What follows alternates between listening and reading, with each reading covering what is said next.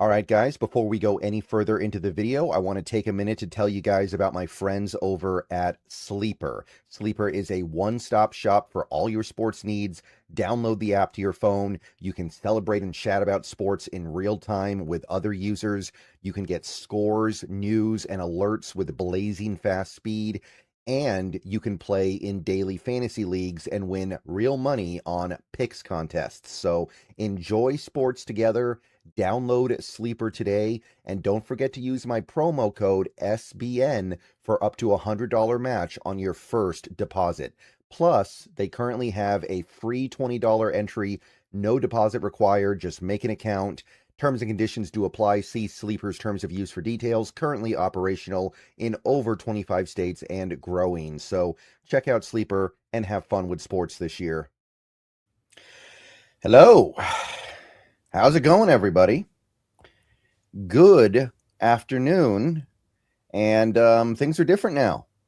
Me and Brandon have been doing this show for 5 NFL seasons now. And for the first time, we are doing it as Super Bowl champions. So it feels different. Everything is different now. The team has done things that we have not seen them do in over a decade. The team has met and surpassed every reasonable expectation you could have. And we're here now, and we got to talk about it. But I mean, just understand that they've done it. They have officially, finally done it. And there's nothing anybody can take away from there. There's nothing anybody else can say. They're champions. So I'm Brendan. That is Brandon. How you doing today, Brandon?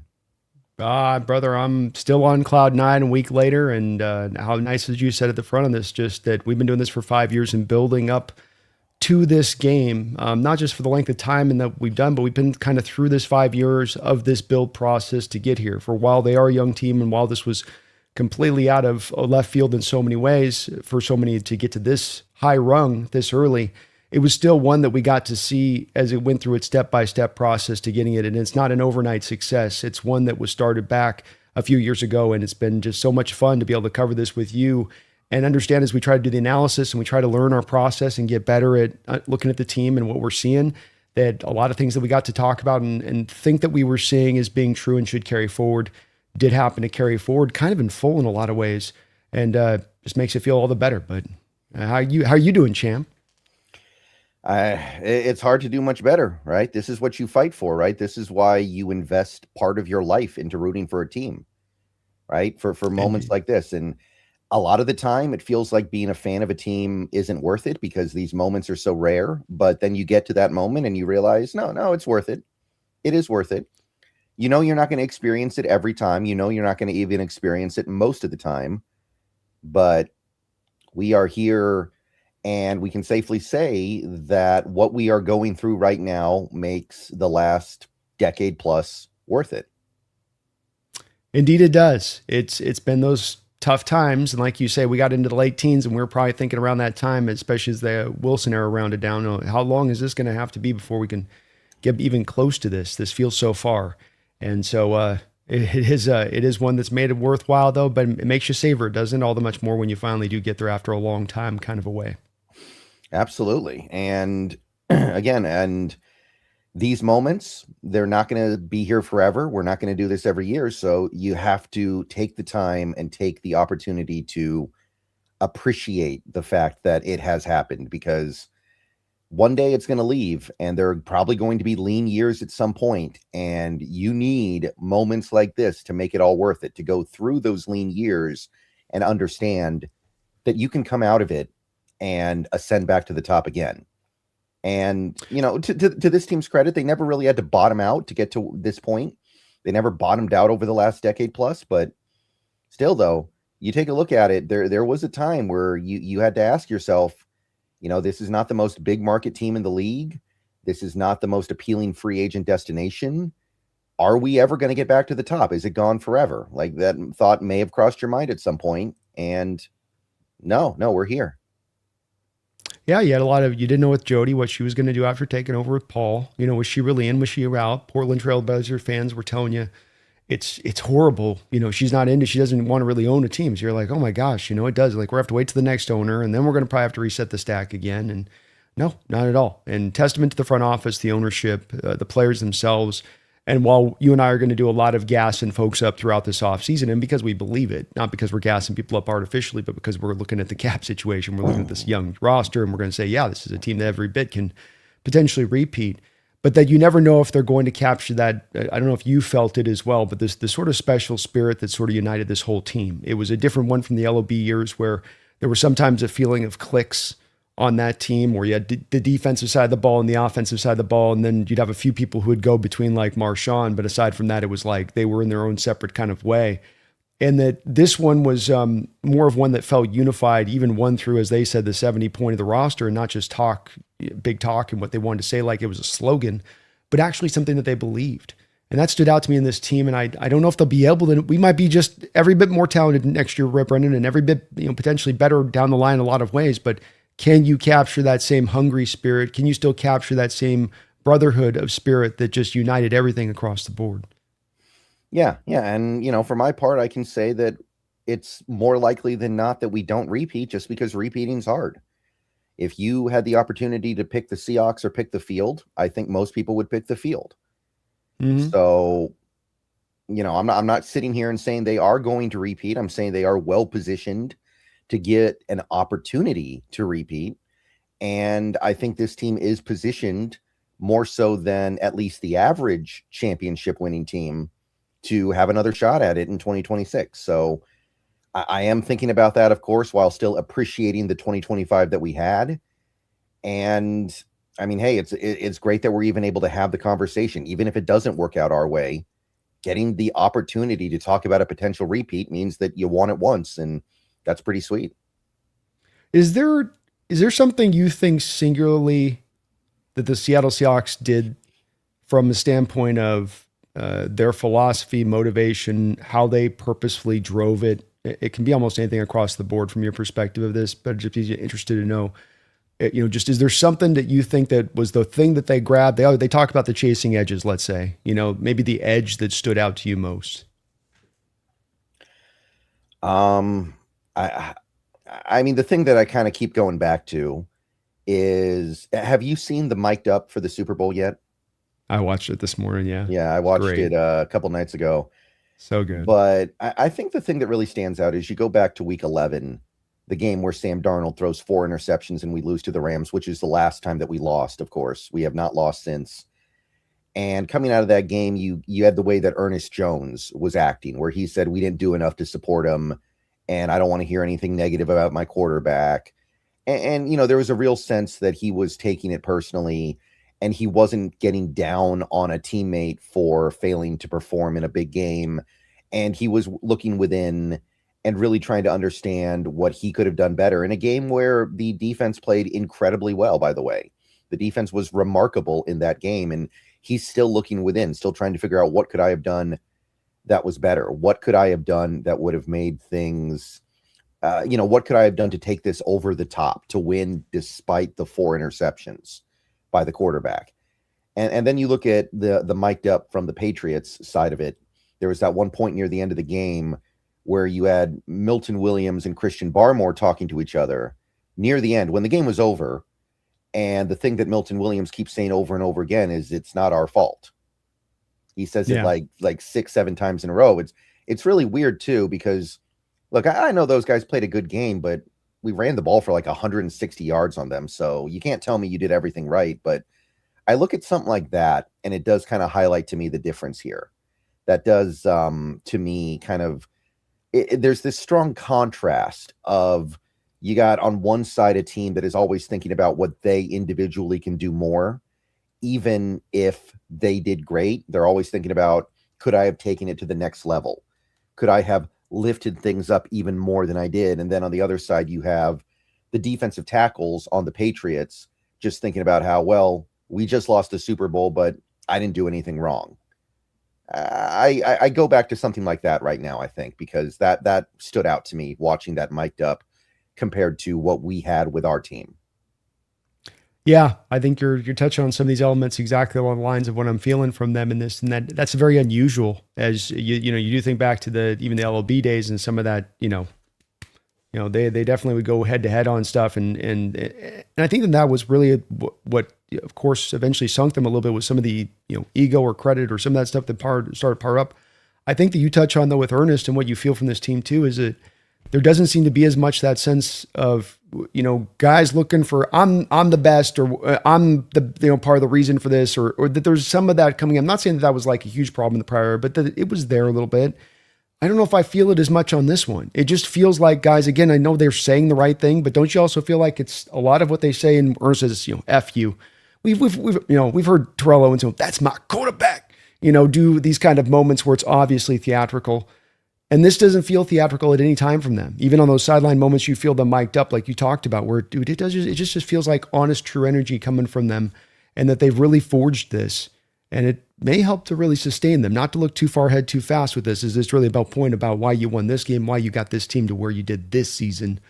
But it stood out. Yeah, and other than the stuff about defending his quarterback, when do you ever hear Ernest Jones say much of anything? He's not some loud, demonstrative Terrell Owens kind of guy. Like, T.O. is obsessed with attention at all times. So when he does something like that, it feels fake because we know he loves attention. I don't think Ernest Jones loves attention. No, I got the impression this was a thing where he did it in the moment as much as what you want leaders to do, because leaders say things at the right moments, right? They'll say the right thing, but it's also to pick the right moment when you need to say it, when you know it's going to have a resonating effect in the way that I'm sure that he was hoping it would, and the way that Sam multiple times over said that it did. Because you have in Sam a guy that we all know, coming in, that people are just battering this guy left and right, coming into this season still, off that playoff performance against the Rams last year. He has a great start, has a couple of those interceptions lead up to that 4-interception game. He can sense the wolves are at his feet. Those people that have those takes of him of being that, see, what I told you, same old Sammy, same old Sam. And so there's like a mob of guys, to use our own term, like at his feet like that, just ready to pounce on him the second he has this kind of performance like that Ram. And he knows that. And so him coming out that moment, it's not artificial. It's also like this team, everything they seem to do was with purpose. I'm doing this to do this true, and I have a purpose to this. And it's not fake. It isn't, I'm just saying it to say it. I'm going to show you I believe it. And you mentioned that sideline moment you just referenced a second ago from within this game where Jones is on that sideline, not even talking to Sam in the moment, just talking to himself, just looking at the scoreboard, just still that same spirit coming out of him of, you got it, Sammy. Come on. You take him down now, 1-4. Take him down 1-4. Mm-hmm. Right. And it does feel like the whole team's pretty much on the same page. Maybe you could make an argument that Woolen's kind of on his own planet sometimes. Maybe he's kind of just on an island there. But, you can have one bozo. You just can't have two, because then they start hanging out and then they bounce off each other. And I feel like as long as you have just the one, it's okay. And Woolen's probably not going to be here next year anyway at this point. I seriously doubt it. I think we all know where that's going. And other than that, like, the team seems pretty stable. Like, well, what about this team stands out to you as something that is volatile or combustive or something that can go wrong in the next in the next year or two?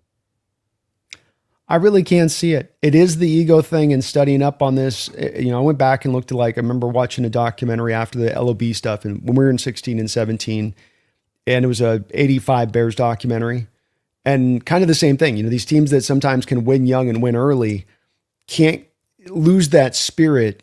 And you start to backtrack. Well, why do they? What is it upends? Is it the free agents? You just lose too many free agents? Is you lose too many coaches? It's kind of not that. Yeah, that's a part that comes into effect, but what it really comes down to is somehow the ego comes in and upended. The 85 Bears, everybody started jumping forward. I want credit. Why don't I get a commercial? Why does he get a commercial and I don't get a commercial? And it was all through the whole squad, and it kept them then from getting back there. I don't know if you had a chance to ever watch the Cowboys documentary that came out this last year, but Jerry Jones just couldn't help himself. He just couldn't help himself. He couldn't sit on, I'm successful, this is going great. All I got to do is hit the cruise control button and we're going to go win another 2-3 Super Bowls. But he just couldn't, I'm not getting quite enough credit. Oh, no, it was me who really bailed this. Jimmy's just over there. 99 coaches could have done this. Remember that quote, I think And it was like like five. I that's think he said 500, not 99. yes, yeah, I did. I'm being kind to Jerry. So if like 500, there's always this pull in these situations. It seems like for ego to take over and across the board, and like you just said, the team's so well suited for that, not seemingly to become the case. Yeah, yeah. I'm thinking about it. I'm looking up and down this roster. I mean, things can change, right? Like maybe JSN will turn into that kind of guy in the future, but right now doesn't seem like it.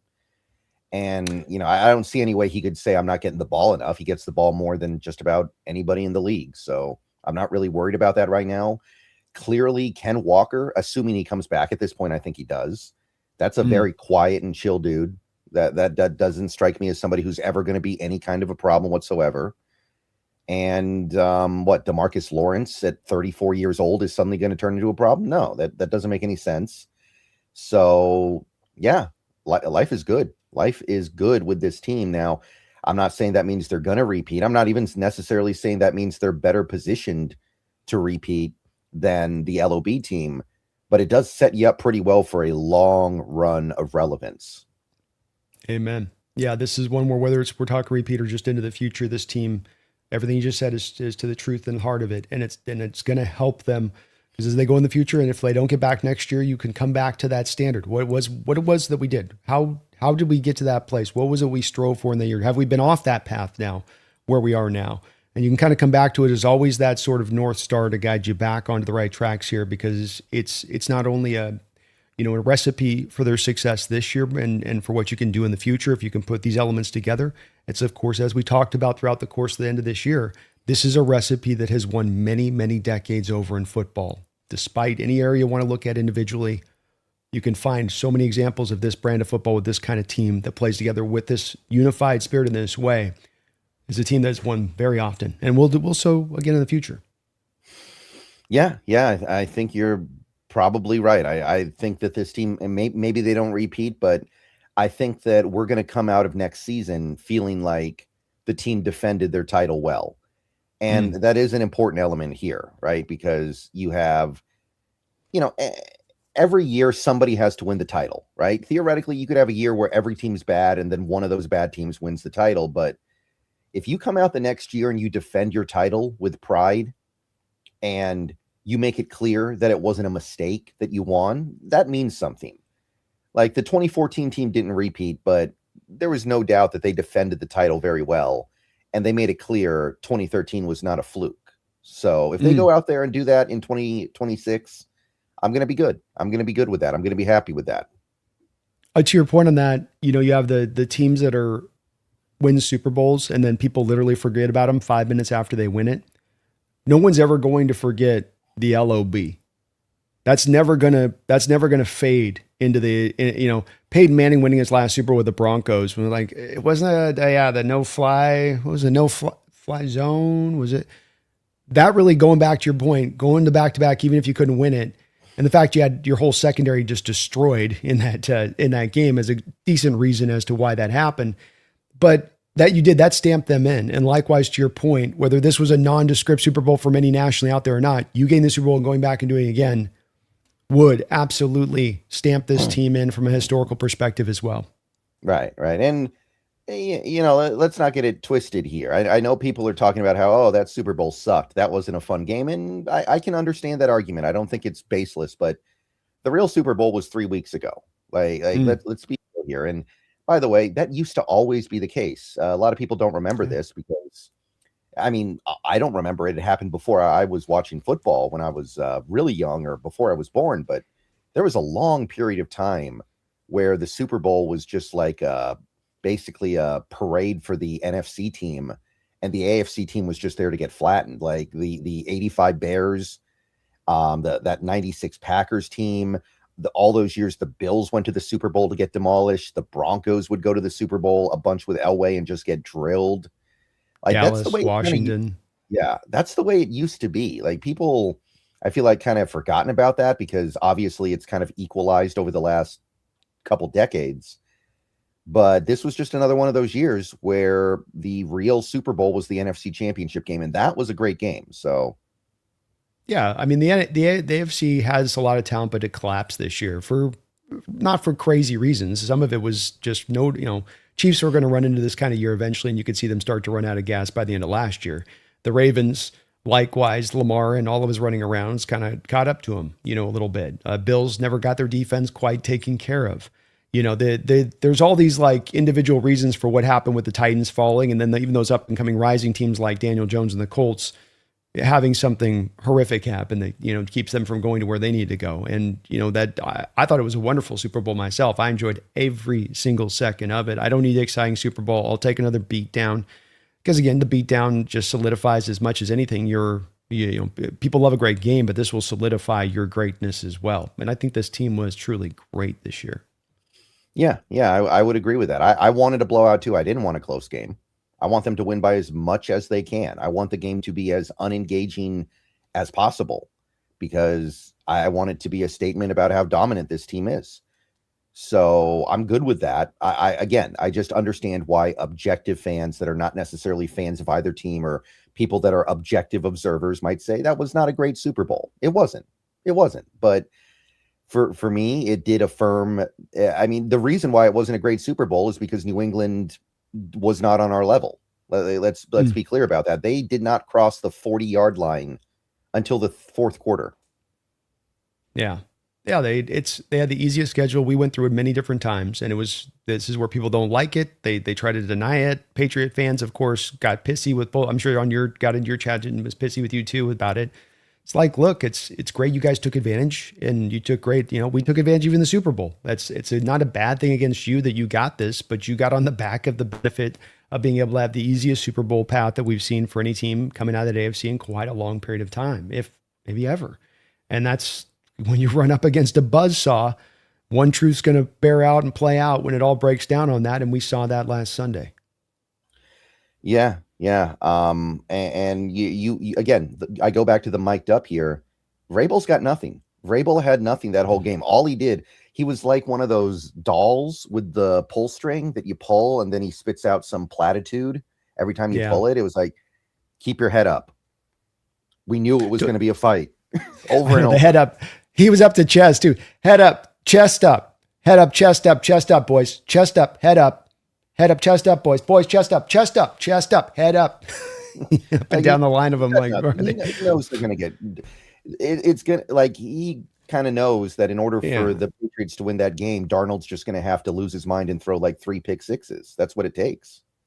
Well, didn't you get that impression? Because some people are bashing it and they're like, man, look at the difference between these coaches. And like, Vrabel is a great coach, but I think that you just touched on it. Maybe you disagree.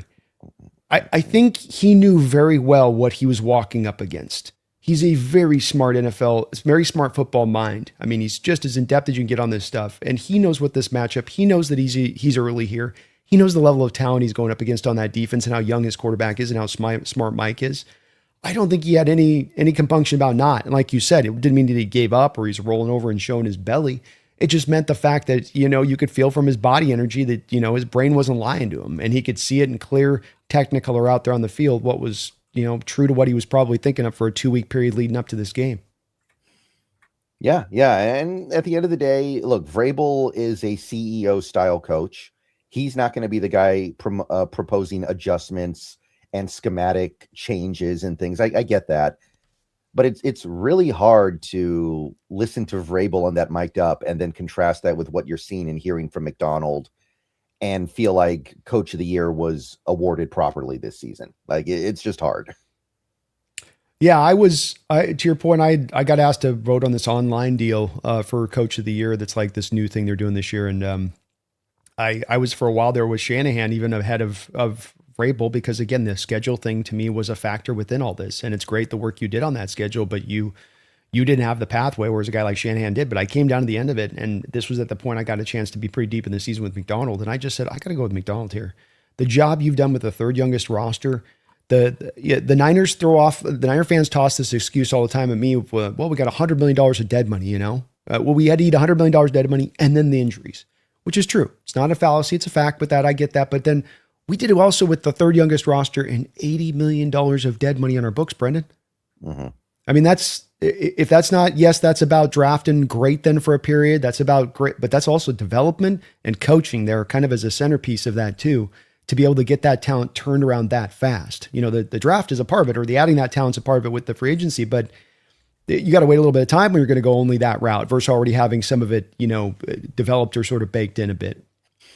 Yeah, I mean, I'd put both those guys above Vrabel, though. I would Shanahan and McDonald, and I think you can construct a pretty decent argument for even a guy like Liam Cohen or Ben Johnson above Mike Vrabel. And I know the reason why Vrabel got it is because New England won 4 games last year, and this year they won 13, or excuse me, 14.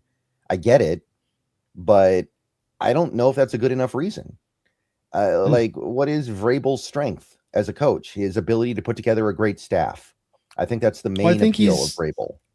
I think he knows defense pretty well. I mean, that's the part where that stands out to me, is that this is not a great Patriot defense he inherited, and the Titans, he put together really good defenses there as well, and got those guys oftentimes playing above their talent, because their front office didn't exactly, if you think about it, Harold Landry, you know, Jeffrey Simmons was the best player, maybe Kevin Byard for a while, but like, he is a very good defensive. He's not as, I don't think he's as smart as Mike. I don't think he's van. I think you're still right about the fact that there's definitely an edge in this game from Mike, but that's more about the brilliance to me of Mike than less about Vrabel falling short. It's just, this is why when you interviewed both of them from a John Schneider perspective a couple of years ago, you went with Mike you went with, you know, McDonald instead of Vrabel, because that was probably something that was standing out to Schneider as well, as like, this guy's pretty smart, but this guy's like a freaking genius. Yeah. And I think that I think we're all pretty happy with that. I think that Vrabel, maybe he would have put together a better staff initially. Maybe he wouldn't have hired Ryan Grubb. But in the long run, I think it's worked out really well. And I would not trade McDonald for anybody right now. And that's no knock to, you know, a guy like Ben Johnson, who's doing a great job. That's no knock to some other guys we could have hired during that cycle. But I'm very happy with the way things have worked out. He interconnects all 3 phases of the game in a way that he makes it look easy, but that's very hard to do, isn't it, Brendan? Every coach talks about it. It's the vision of everyone. They will all want to do it, but do you actually do it, right? Do you actually interconnect those parts in that way to where you can feel that really playing as a team rather than, well, we need this phase to carry that phase and this phase to get by?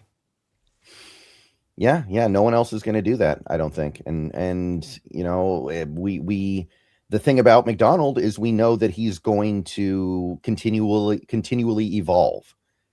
And one thing that a lot of people said coming out of the Super Bowl on Sunday was he had blitzes in that game that he had not shown all year. He did things in that game that he had not shown through 19 games before it. And we didn't blitz a lot in that game, but every time we blitzed, it felt like it worked. Like, I think our blitz rate was 13%. It was very low. But every time we blitzed, it got home. Yeah, he definitely, there was also a diametrical difference between how many he ran the second half, I think, versus the first half, where he was really, I think, a little bit more willing to even get up, you know, probably in that 35% range in that first half. I can't say for sure. Maybe it might have been a little bit lower than that, but still above.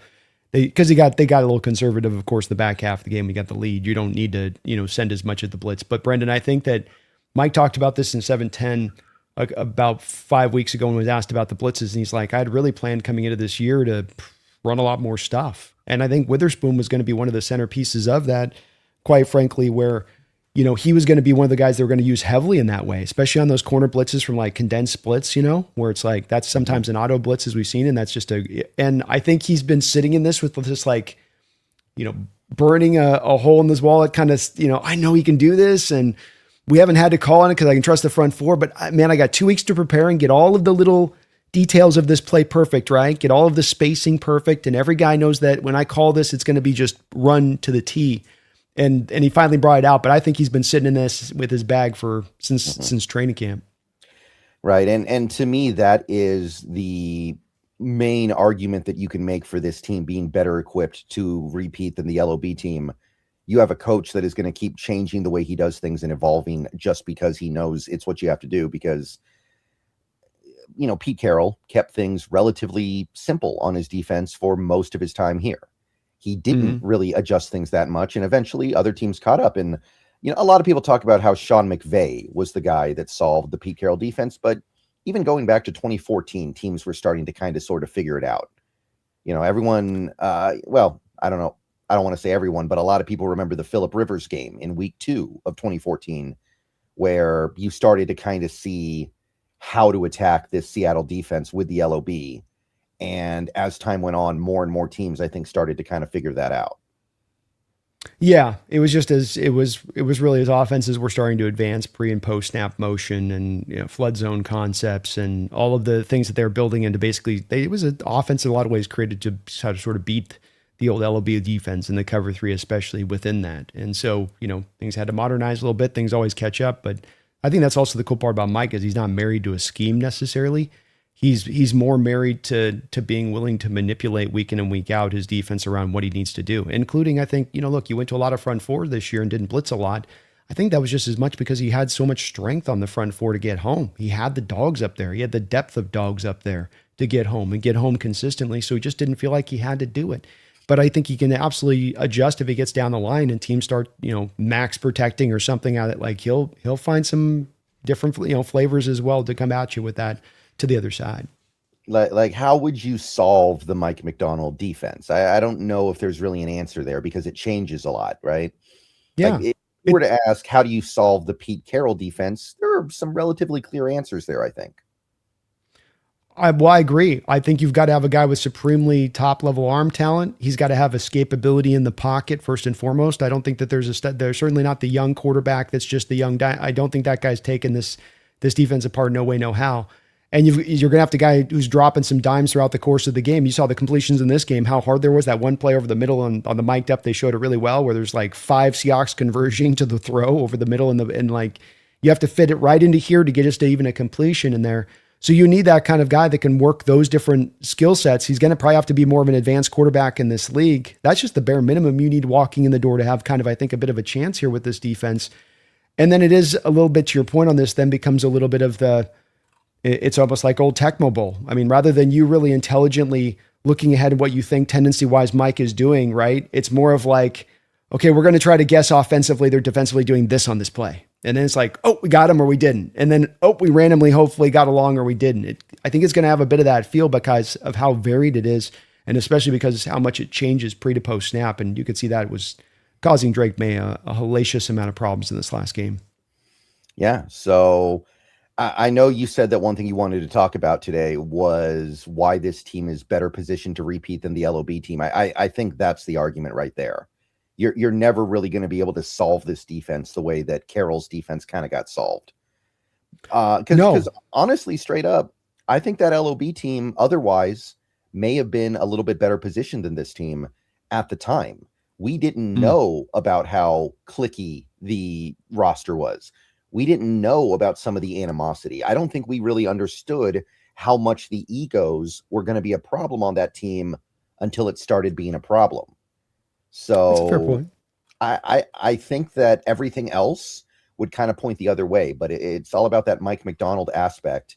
And that's a big, big piece of it. So I'm not here to discount that, but it is. Well, to your point on that, what allowed Bill Belichick to thrive throughout his many years, having Tom Brady, sure, but they built up good, solid defenses, sometimes great, sometimes just very, very solid, especially as they became more offensively driven down the end of the line there with Patriots. But he was a guy that was willing to change. And I'm not just going to be 3-4. And sometimes I can go to a 4-3, and sometimes I can be blitz heavy, and sometimes I can draw out of that.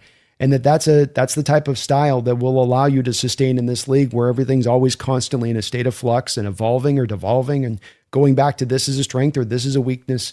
I think that's what allows it to have that more of that time period, I think, for the success, to your point. Yeah, I mean, the late era Patriots were basically running the spread for the most part. Like they straight up said, look, we don't have good offensive linemen.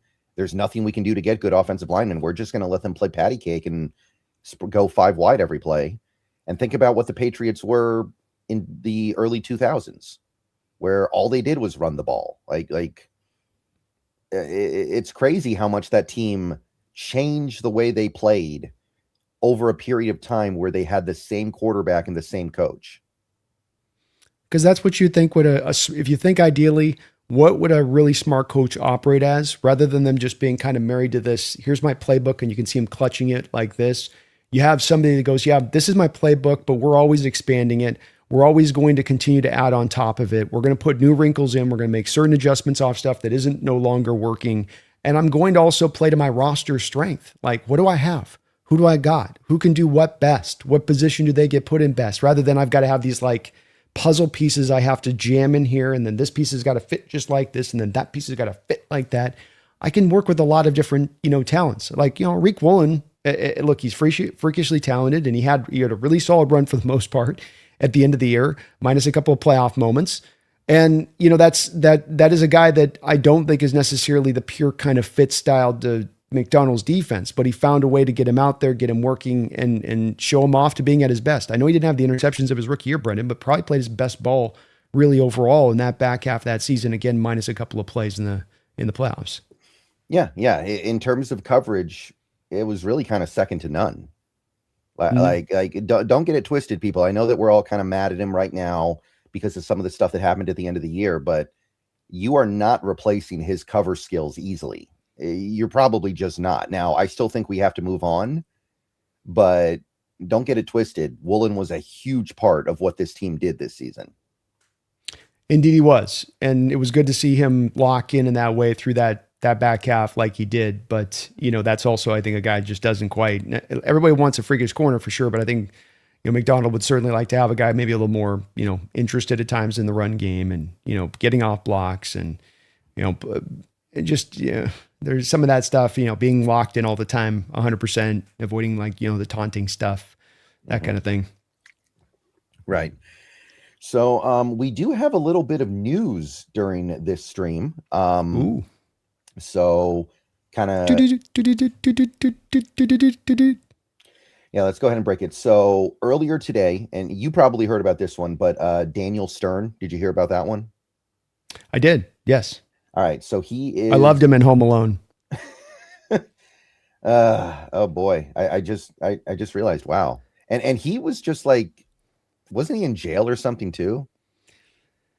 Yeah. I think he was doing some naughty stuff. He did some naughty stuff, I think. Yeah. Oh boy. Okay. So we got him as a pass game strategist or coordinator, some title. I don't know. Sometimes I feel like it's like, do you remember in Casino how you had to change your job title at the casino every few years so that way your application would never get processed? I feel like it's like that sometimes. Yeah. I feel like that's what's going on with some of these titles, but he's here probably to help the team get a little bit more analytical with like fourth down stuff, if I had to guess, but pretty good. But we have another new hire. We are raiding the Raiders, the Ravens' old coaching staff from Harbaugh. Zachary Orr is our new inside linebacker coach. Zachary Orr, the man that Mike McDonald wanted as his DC when he came to Seattle 2 years ago, is now the inside linebacker coach. And he was the DC last year with the Ravens, I think. Yes, he was the DC last year with Baltimore. So that's what Baltimore did in that situation, is to keep him from coming with Mike. They elevated him to DC. That was that whole thing at that time. And this was something that we had been hoping here with Mike, and having some of the connections he did, is that, eventually he can bring back some of his talent to build just that staff even stronger. This is a huge get. Don't know as much with what Stern's going to supply, other than I think you're probably, the indicators seem to be in-house here for the offensive coordinator job. If that's going to be the case, you've lost not only Kubiak, but maybe you're an elevating here and that guy slides into that guy's spot. That makes a lot of sense. But Orr's fantastic because he's worked with Mike before. He's tasted actually DC experience of calling plays. And now you get an extra, more brain power added on into the mix here to help this thing out. And I think those guys got some great chemistry based on what we heard about their relationship and how they work together. Yeah, and I wouldn't say he did a great job in Baltimore as the play caller. Most Ravens fans seem to want to run him out of town by the end. So this might be kind of the role that he's destined to have, either a positional coach or a DC that doesn't call plays. So maybe this is kind of where he caps out as a coach, and that means you don't have to worry about losing him, which is kind of nice. Yeah, I mean, like, my standpoint too is a little bit of this is that I thought through a lot of this year, think about it with this Ravens defense just really quickly. I mean, like, we come back to, I know they've been good, historically, but I think Travis Jones was out a lot of the year. Nnamdi Madubuike was out from week 2 or 3. He was out of that defense. He basically missed the whole season. Right. So then you've got Teddy Buchanan, who's having to play as a rookie for them out of California because Trent Simpson never really developed well enough to fill in for the guy that they lost to Pittsburgh Steelers in free agency a couple of years ago. Queen. Yeah. Queen. I know Kyle Hamilton was injured for a couple of games this year as well on that side of it. It's just, I mean, they had Draymond Jones starting. David Ajabu, the Michigan kid, never seems to have come back from that Achilles thing that he had on the pro day. And so I would look at that defense too and say, like, yeah, he didn't do a great job, but that also was a defense that was not at its strongest as it was even a couple of years ago under McDonald, as far as from a, talent, health standpoint, take both of them. And he may be just like you just said, maybe better as a positional coach than actually as a DC. Yeah, or a DC that doesn't call plays. Maybe he's a guy who you want to have there we go. For the midweek game planning. Because that's really what you do if you're a DC under McDonald. You're helping with the midweek game plan. Or you're seeing something in game. Like Mike can regard, like he knows you, he trusts your eyes on seeing something like this and then getting that info to him as he makes the game, as he makes the call. Like, hey, they're running the stack formation with the drag over and over, just blitz the guy off and cover the drag on the other side, some weird like that. Yeah. You could also see him kind of maybe a guy to kind of catch that stuff too. Right. And if Aiden Dirty becomes a head coach next year, or is probably just going to bump up to that DC job. So it's worth thinking about. It is indeed. Yeah. No, that's it's definitely nice having that brought in here and adding a little bit. Lord knows we're going to have plenty taken out. So more injected in would be nice here as well. Yeah. Maybe not as much as we thought. Carl Scott has announced that he intends to stay. So looks like we're keeping him. And McDonald said earlier today that the expectation is every coach that is under contract is going to stay at this point. Now, that doesn't mean they all will, but at the same time, I mean, who's left that's definitely going to get an outside job? At this point, I don't know. Did Carl look at that Arizona job and he's just like... Yeah, they're keeping the old guy from under Gannon, which is really weird to me. I feel like when you're firing the head coach, you should just refresh the entire staff if you can. It's a choice. You know what I mean? Like, okay, your new head coach comes in, he doesn't get a pick as defensive coordinator. That's it's kind of like the Cardinals having a head coach come in, he doesn't get to pick his quarterback. You're going to work with this guy. Okay. Yeah. I actually like it. I like the head coach the Cardinals hired too. I actually think that's a good hire for them, but they're already messing it up maybe. Maybe so. And I don't mind either. I mean, it's as good as what they were going to be able to grab out there. Let's face it, they're not getting some grade A hire. They're not going to get a Harbaugh to go there. Either one. Right. One other note from this morning. You probably saw this before the stream started because I saw this before we started, but the Raiders were trying to interview Justin Outen for their run game coordinator job, and we told Clint Kubiak to F off. Mm-hmm. So we blocked it, and presumably, now I don't want to guarantee anything. There's no way I can, but that may indicate that we're planning on making Outen the offensive coordinator. Or I think it's the Daniel Stern thing could indicate that Jake Peetz is going to get it because now we have a new passing game coordinator. Yeah, it's hard to say on that. Like you say, I mean, the contractual thing was something Mike McDonald talked about last week on 710 when he was asked about it. It's like, well, who's under contract? It's like, I'm not just letting him just take whatever he's going to come up with a buffet and be like, I want that one. I want this one. I'm going to take this one. And so it does seem like they're going to hold him a little bit to that. I do think that you're right about, though, that I think this is more of an indicator that Outen is the guy. That was also a guy that they didn't have made available for the only coach that they didn't have made available for the media sessions during the Super Bowl. So there was something as well. I think there's some breadcrumbs on this leading us down the trail in a given direction. And if he is elevated, that makes even as much more sense too. You're having, I know he's on a run game coordinator, but you can kind of parse probably the rollout, or you can have one guy transition to Outen's role and then they jump into his role, Pete's role, so it can get a little bit of intermixture going on there. They're titles, right? But these guys are all really, doing, I think, a lot of outside the positional coaches, of course, at this kind of level of it. They're doing, some similar stuff and how they're working around each other. So I think it does indicate that. It may also mean, though, that Andrew Janoku might be the guy then going to the Raiders because Seattle, I don't know if they would block him as much from preventing him from an OC job if he doesn't get it here. Yeah. Can you block when it's a promotion? I feel like in that circumstance, you shouldn't be able to block. I don't know if you can.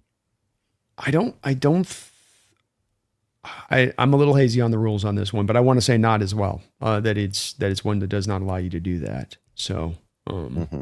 yeah, it would seem to, yeah, I would think that's the case there. But again, they're under contract thing too. Is we'll see how they pull this with us a little bit. And they did allow him to take already. They were trying to interview our receivers coach there, so Coobs is trying to kind of dip his toes into the water.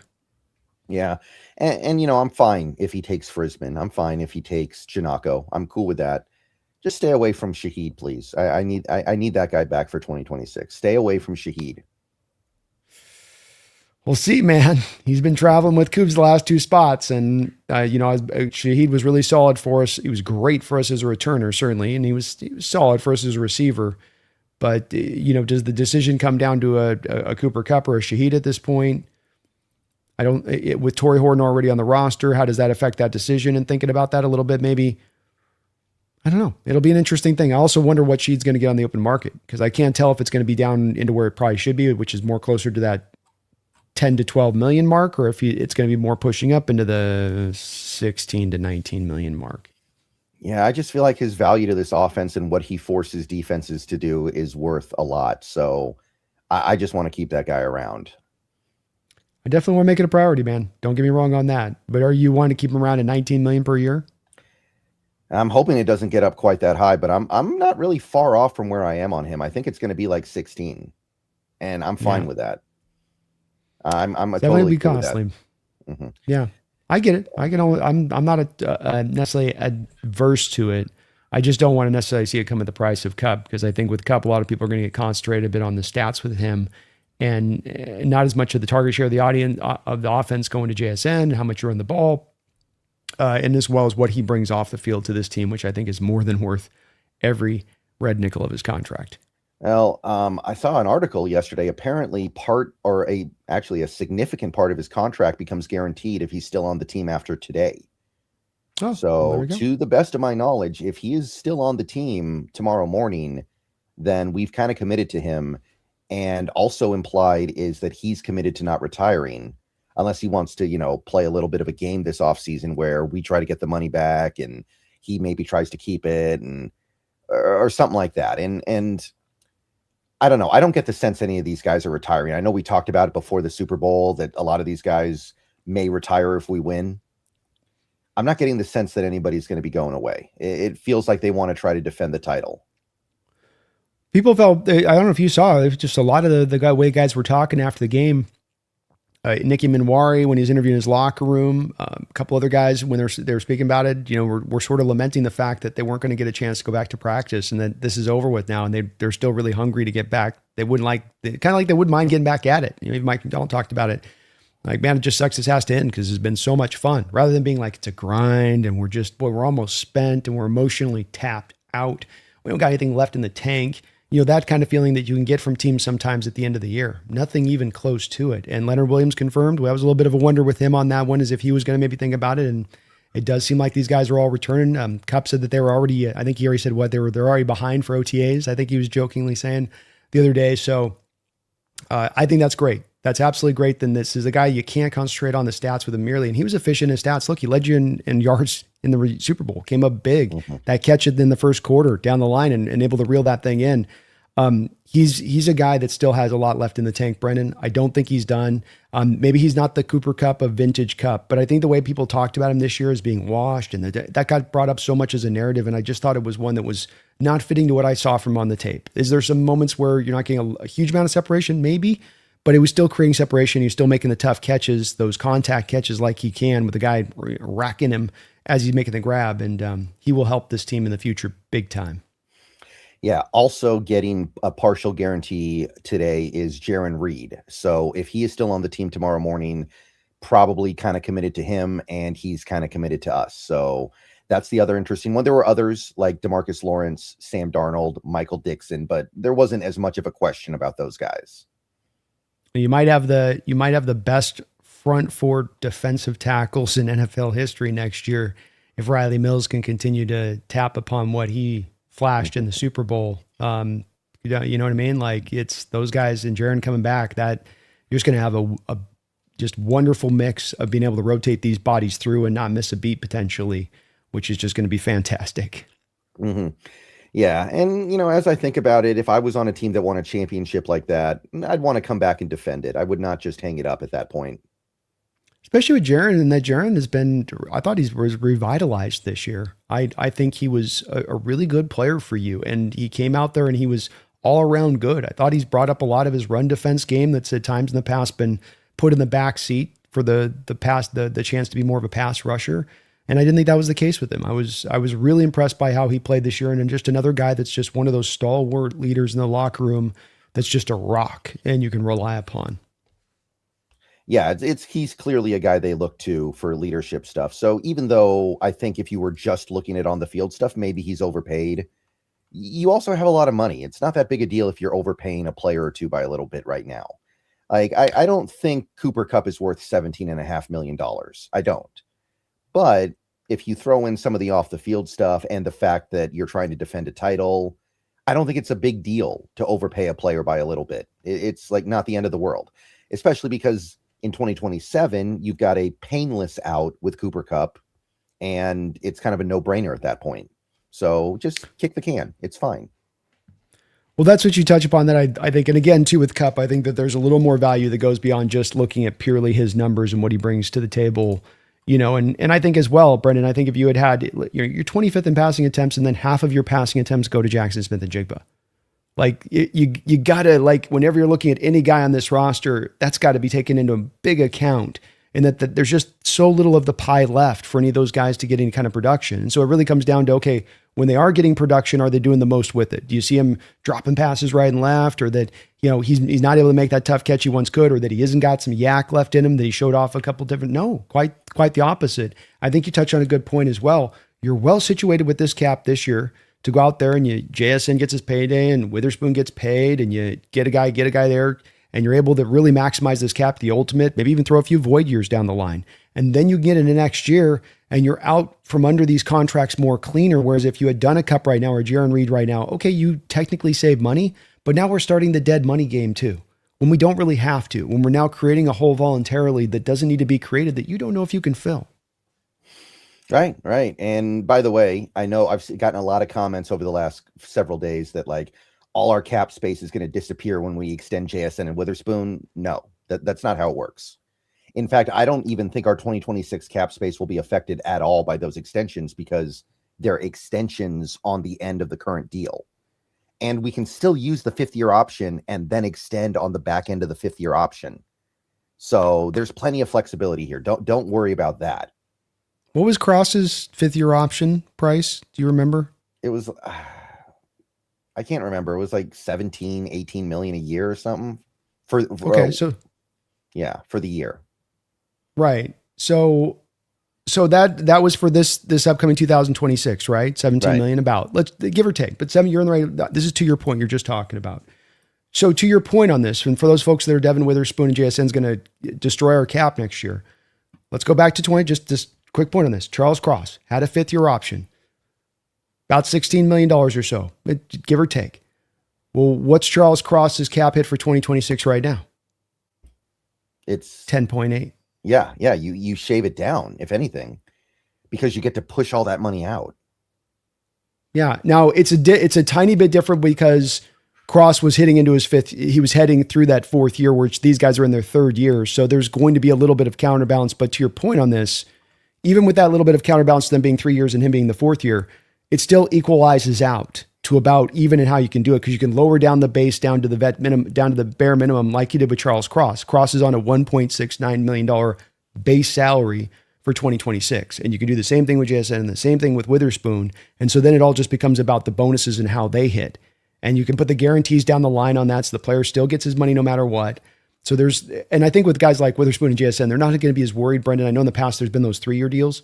These would strike me as guys that you'll be okay with going to 4-year deals with how young and how it's lessened the risk on the whole, like, oh, they're going to be running into a Cliff Averill, Cam Chancellor situation because they won't be close to those guys' age when they have their neck injuries or something like that, akin to that you might be worried about by giving out that 4th year.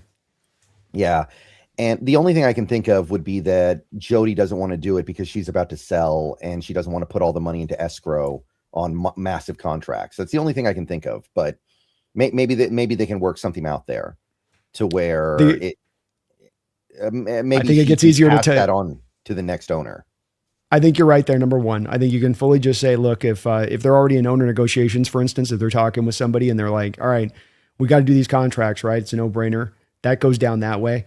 I also think coming off a Super Bowl, probably a lot easier case if she's right. You know, just sign the check, just sign them. Just, you know what I mean? Like you get an owner in that space. If there's places and times when owners get like the Niners did last year with the tightening the belt strap and being like, cut them, cut them, cut them. You guys aren't getting a Super Bowl. I'm not spending all this money if you're going to not give me a Super Bowl, right? Like that's one end of the scale. The other end of the scale, when you actually go get that bowl, the owner's just like, yeah, just go ahead. Whatever you need to do, John, just do it. Right.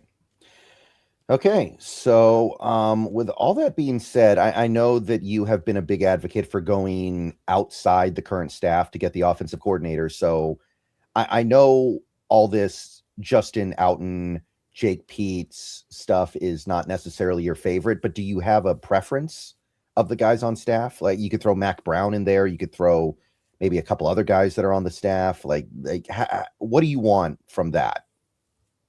It kind of defaults back to me. Because I'm an information guy. And if I'm not having the information, I don't want to try to make an assessment sight unseen. And so I don't know much. I got Outen with a couple of games that he OC'd. That sample size, it's Denver. It's the end of the year. I can't take too much away from that. And none of these guys have any track record. And that was the thing that I was explicitly saying that I wanted to see with the next coordinator. So I'm not mad about it, but I also am not in a position to be able to really be able to predict or tell anything about these guys in particular who would be better past defaulting back into trusting in Mike McDonald to make the right decision here, and that he's done a pretty good job in building this staff throughout his 2 years.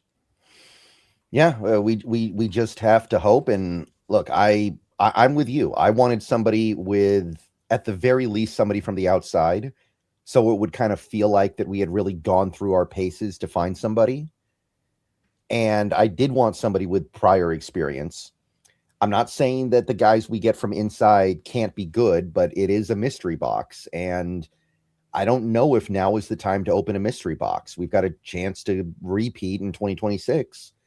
It would be really, really awful if we're sitting here in 11 months and we're like, we had a team that could have won the Super Bowl again, and it didn't happen because we got the wrong OC, or the OC that was just promoted a little too early. Like what happened to Philly? Philly might be celebrating a repeat championship right now if they had gotten somebody better than Kevin Patullo. And I looked it up. Kevin Patullo was on that staff for 4 seasons before getting the OC job. He worked under Shane Steichen and Kellen Moore. So just because you work underneath good coordinators and play callers doesn't mean you yourself are going to become one. Mm-hmm. Amen. I agree, of course, with everything you just said. I think that there's not any other parts of this team that's a mystery box next year. None. You don't have questions about a gaping loss from this side of the ball, or a free agent here, or this injury is always going to be a concern. That's certainly out there for every team, especially teams played this deep in the season. But that's it. You know what you're bringing back. You've got the $73 million in the reservoir. You have the coaching on the defensive side of the ball more than everything is set up all across the board without any question marks whatsoever. This becomes the one. And that it may be satisfied and Mike make the great hire and he's just fantastic. I'm open to it. I'm not going to be negative at just shooting out the gate, but I think there's a really lot of solid reason behind wanting a guy that's been there and done that. He gets to take over a machine with that background when you go and find that guy versus the guy that's got to learn the ropes. Oh, couldn't do that. Oh, shouldn't have done that. Okay, I learned from that. I will never do that thing ever again. That was definitely me going sideways. We got to stay back over here. Now you got to go through all those ups and downs of that. And hopefully it can be just all ups, but it is a risk, and a risk that you didn't have to necessarily take. Right. Like even if you're going to get somebody with no play calling experience, I would feel a little bit better if it was from the outside because it implies you cast a wide net. Right now, I'm sorry, it feels like we're not casting a wide net. It feels like we're casting a very narrow net just inside the current staff. And maybe that'll change in the coming weeks. But what about somebody like a Wes Phillips, who was the offensive coordinator with Sam Darnold in Minnesota 2 years ago when he broke out? Like somebody like that. I know he hasn't called plays before, but he's done good things and he has that good relationship with Darnold. And, you cut Wes Phillips's veins open and a bunch of little footballs are going to pour out. That guy, maybe more than anyone ever, has football in his blood. Amen, man. Amen. I think this, you know, again, exactly where I'm in alignment on this, and that I just think that there's a lot of good, solid reasons behind why you want to look out. And again, we've had a pretty rich history recently, both offensive side of the ball and defensive side of the ball, of looking at guys that were untested or looking at guys that were just in house for our hires, for these kind of hires, and not finding a lot of success on the back of that. Yeah, you got the Dan Quinn way back in the day, but since Dan Quinn, there's been pretty good amount of failure rate on doing this. And I think when you look across the NFL as well, there's a pretty good amount of failure rate there. But again, I'll trust in Mike overall on this. I don't want to seem too negative on this, and that I don't think that there's a possibility this can absolutely work out too. And maybe they've really seen something in this guy that's got them going, all right, you know, he's got the stuff. Right. And we got to get the right guy here too, because I don't think this offense has an overwhelming amount of talent. This is not some all-star group that is just going to be able to go produce no matter who the OC is. I think they need the right OC, or else the production goes way, way, way, way down. Yeah, I think I do think it's a team that should be with its talent. I mean, we might look a little bit differently on that one, because I think with you bringing out Zabel year 2 and the offensive line, all 5 starters returned, you're going to bring back all your receivers probably as long as Shaheed comes back in. Walker is going to be back in the flux, and then you get Darnold in year 2 with these guys. I mean, he's got now year 2 of him with JSN and having a whole second season of practice reps, and Kupp with the whole second season, and the way that those guys can get onto that same page that's hard to achieve in the quick. And sometimes takes a little bit long to get all of that, like, hey, those guys are like, you know, psychically on that page. They can just look over themselves and like know a route adjustment on the fly, and that guy's going to know it too as far as that goes. So I think there's a lot of just general growth you'll get from the internal house on talent and the chemistry factor of this that allows for you to have a solid floor here, Brendan.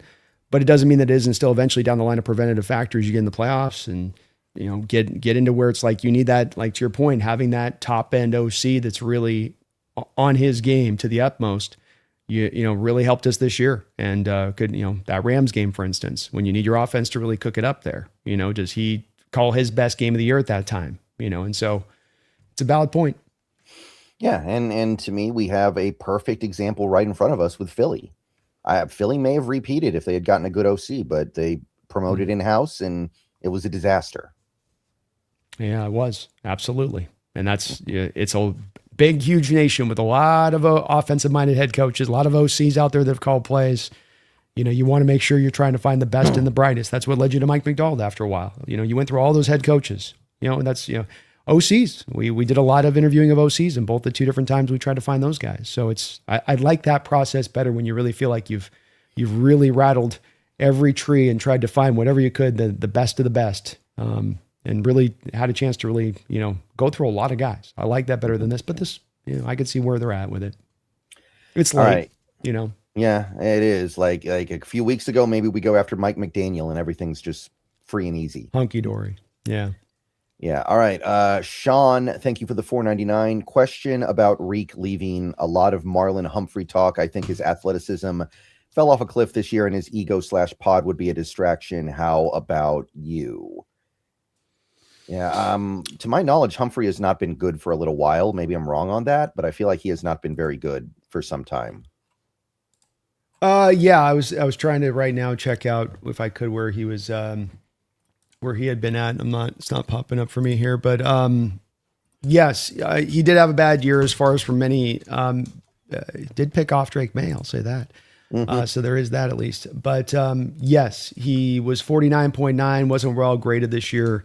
As far as that goes, I'm looking a little bit of where he's been at recent history wise, just to kind of see if it's been this bad throughout. I think injuries play a little bit of factor into it. Yeah, it would have to be. But he was at the parade. Very cheap. Yeah, I know he was at the parade. Some people got a little too. Some people took that a little too seriously for me, but I don't know. It feels like you're holding a bag on it, Jair Alexander style. So. I think he's got a little more than Jair does. I think he's going to probably get to your point that about a similar contract to what Jair got this year with Baltimore. But okay, he does have a less than stellar year as far as out there in coverage this year. Still really good as a run defender, which is going to still appeal to Mike. 2024, he had an 81 grade. That's a top 10 rated cornerback just a year ago. So, you know, he is a guy that came into the league in 2027. He's still only 29 years old. He is at that place where 31, 32 is when they're going to be done by, and maybe you only get one more year out of him. but he is a 6-foot guy, so he gives you some size out there that you lose with a Riq Woolen. I think him coming to the parade's kind of a tell, Brendan. I do. Him coming out here and hanging out with this coach at this parade, I think, is a tell that they're going to have him in here. And the word on the street is the Ravens are releasing him. So this is already kind of, common knowledge a little bit, I think, in certain respects. So yeah, didn't have necessarily best year, but we've seen football players sometimes have a bad year and come back, right? And when, especially when injury does come into play a little bit. And again, for $5-6 million, is that guy that comes in here to not the worst of ways to go, especially if you draft a guy in the second round too, one of those high floor guys in the second round. Now that looks okay, right? Like Humphrey, Witherspoon, Emanwari, you get Brandon Cece, and then you get Nehemiah Pritchett coming back. Doesn't look too shabby at that point. Yeah, I'd kind of get Kerry Williams vibes off of this one, I got to admit. But, you got to do something. And nothing you do is going to be perfect. And we'll see. Yeah, we'll see. It's all about where his health is at or whatever. But I think I've liked him since he came out of Alabama. He's been a pretty good dog out there on the field. He gives you a complete corner as far as got a little size. He's a guy that can do man zone stuff. He's a good run defender. I think he could aid us, especially when there might not be a lot of grade A options out there for you at the cornerback position. I certainly would like to do that rather than paying 15, 16, 17 million per year for Riq. Yeah. Do you think we're bringing back Job? I think they're going to try, but I'm not so sure that Job isn't going to be able to get a decent contract himself out there. He's not going to probably make the 15, 16, but can he go out there and make 9, 10, maybe 8 or 9, 10? Brendan, you get that Super Bowl bump as a Super Bowl winner across the board with your free agents. It just happens. And those guys get a little bit overpaid and, props to them on it. And Job's earned the contract. Make no mistake about that. But I think you were more in like hoping you could bring him back on a 1-6, essentially the contract you're going to kind of bring probably Marlon in for. It's probably what you're hoping. Ideally, you could do Joe, but he's probably priced himself out of that stage of it.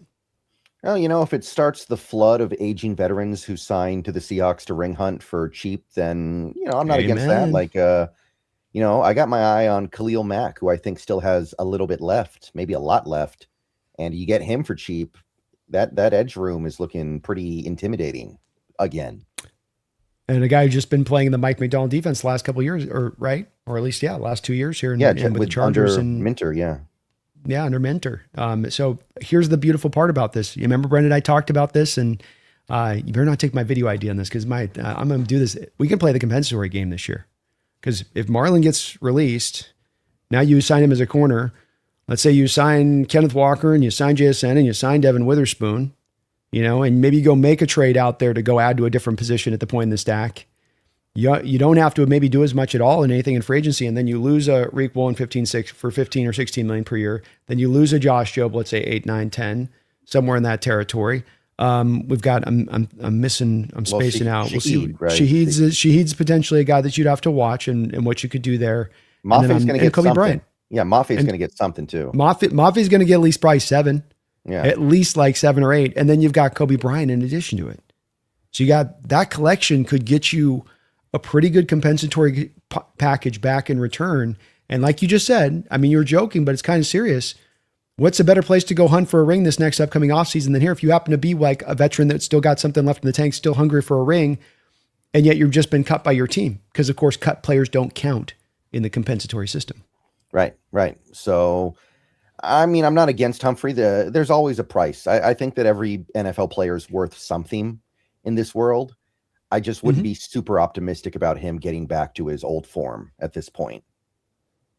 And that's where it's come back to like DeMarcus Lawrence. You don't need him back to his old form. He's not an ancient player. You just need him to play solidly. Can he match up what Josh Jobe did this season?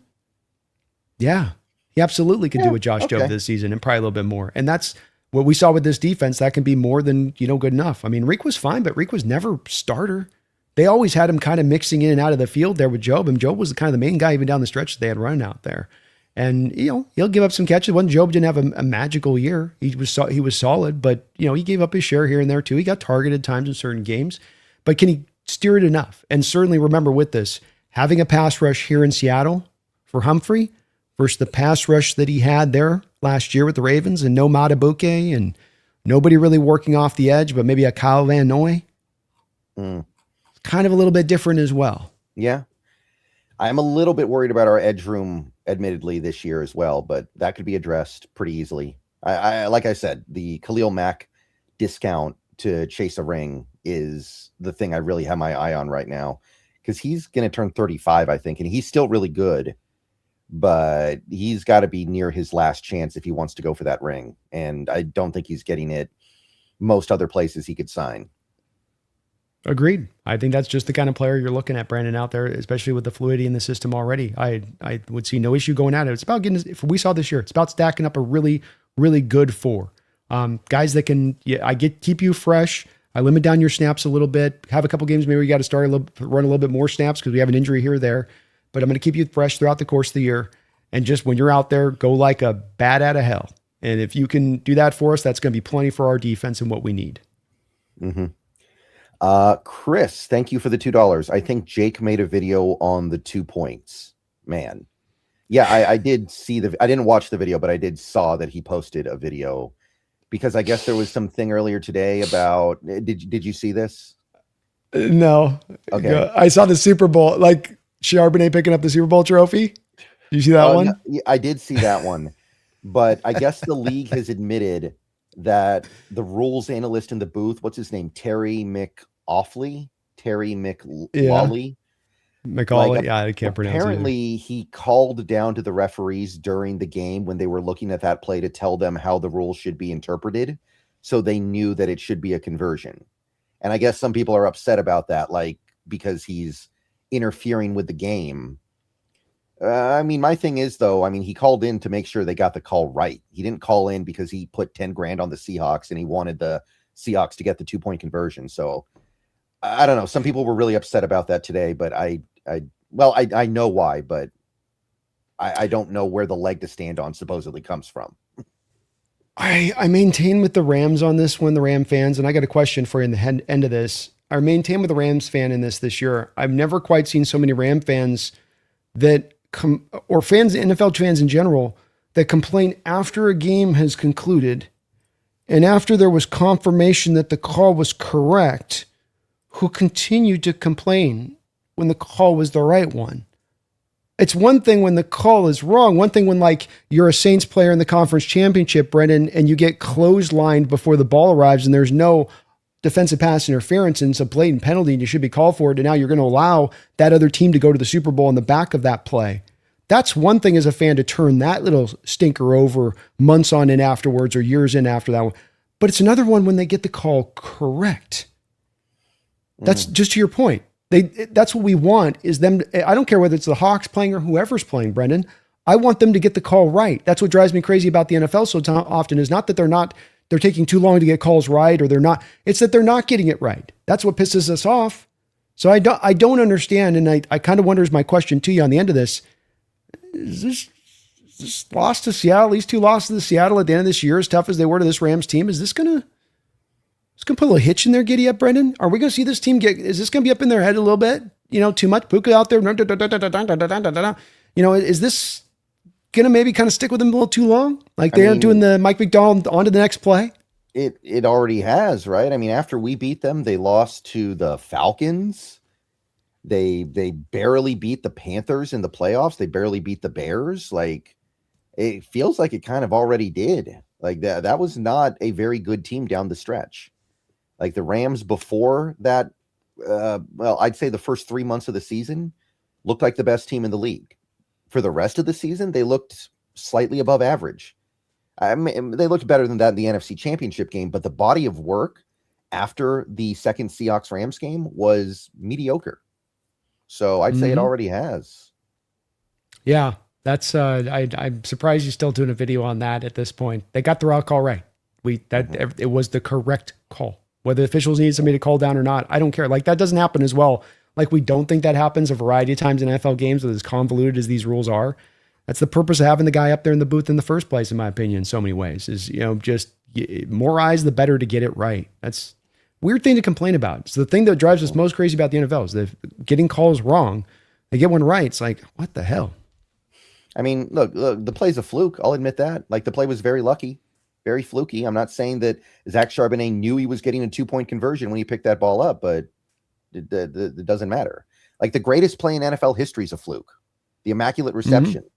The Immaculate Reception is a massive fluke. Yeah. The Holy Roller, massive fluke. 100%.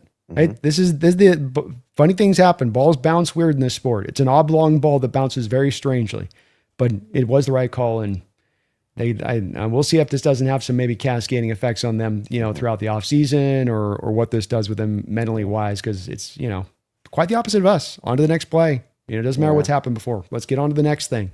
Versus an organization sort of sitting there going, should have been us. We really, why'd they have to do that thing that was the right thing? Yeah, I mean, they're not handling this season well. Like you had McVay talking about how lucky it was that we blew a coverage at the goal line when it.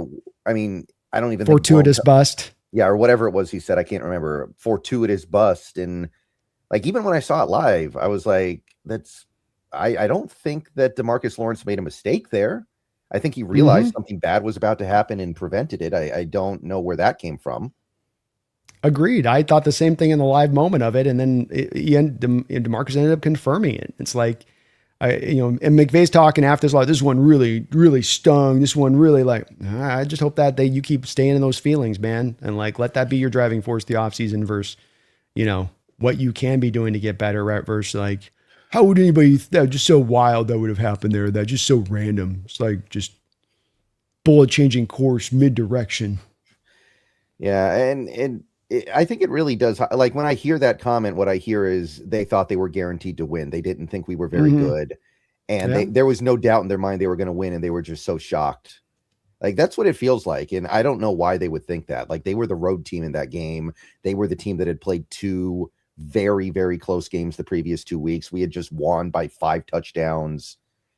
Like I don't know where that comes from, and you've heard the stuff from like Jared Verse over the last few weeks, and I mean we're hurting our rivals again, right? For the first time in a long time, we're really, really hurting our rivals, and that's how you know we're back. That's how you know we're there. Just digging that hot poker into the belly, you know what I mean? Just digging it in. I think when you got Matt Stafford last year, and let's face it, Matt Stafford, I think probably played the best.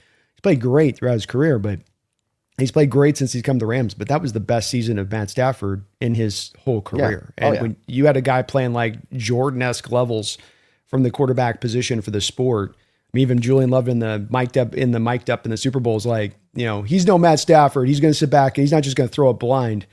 Like, I think that also was just like, that gave them just like, we got the superhero quarterback. How can we go wrong? He can, bullets bounce off his chest and faster than speeding bullets and leap a building in a single bound.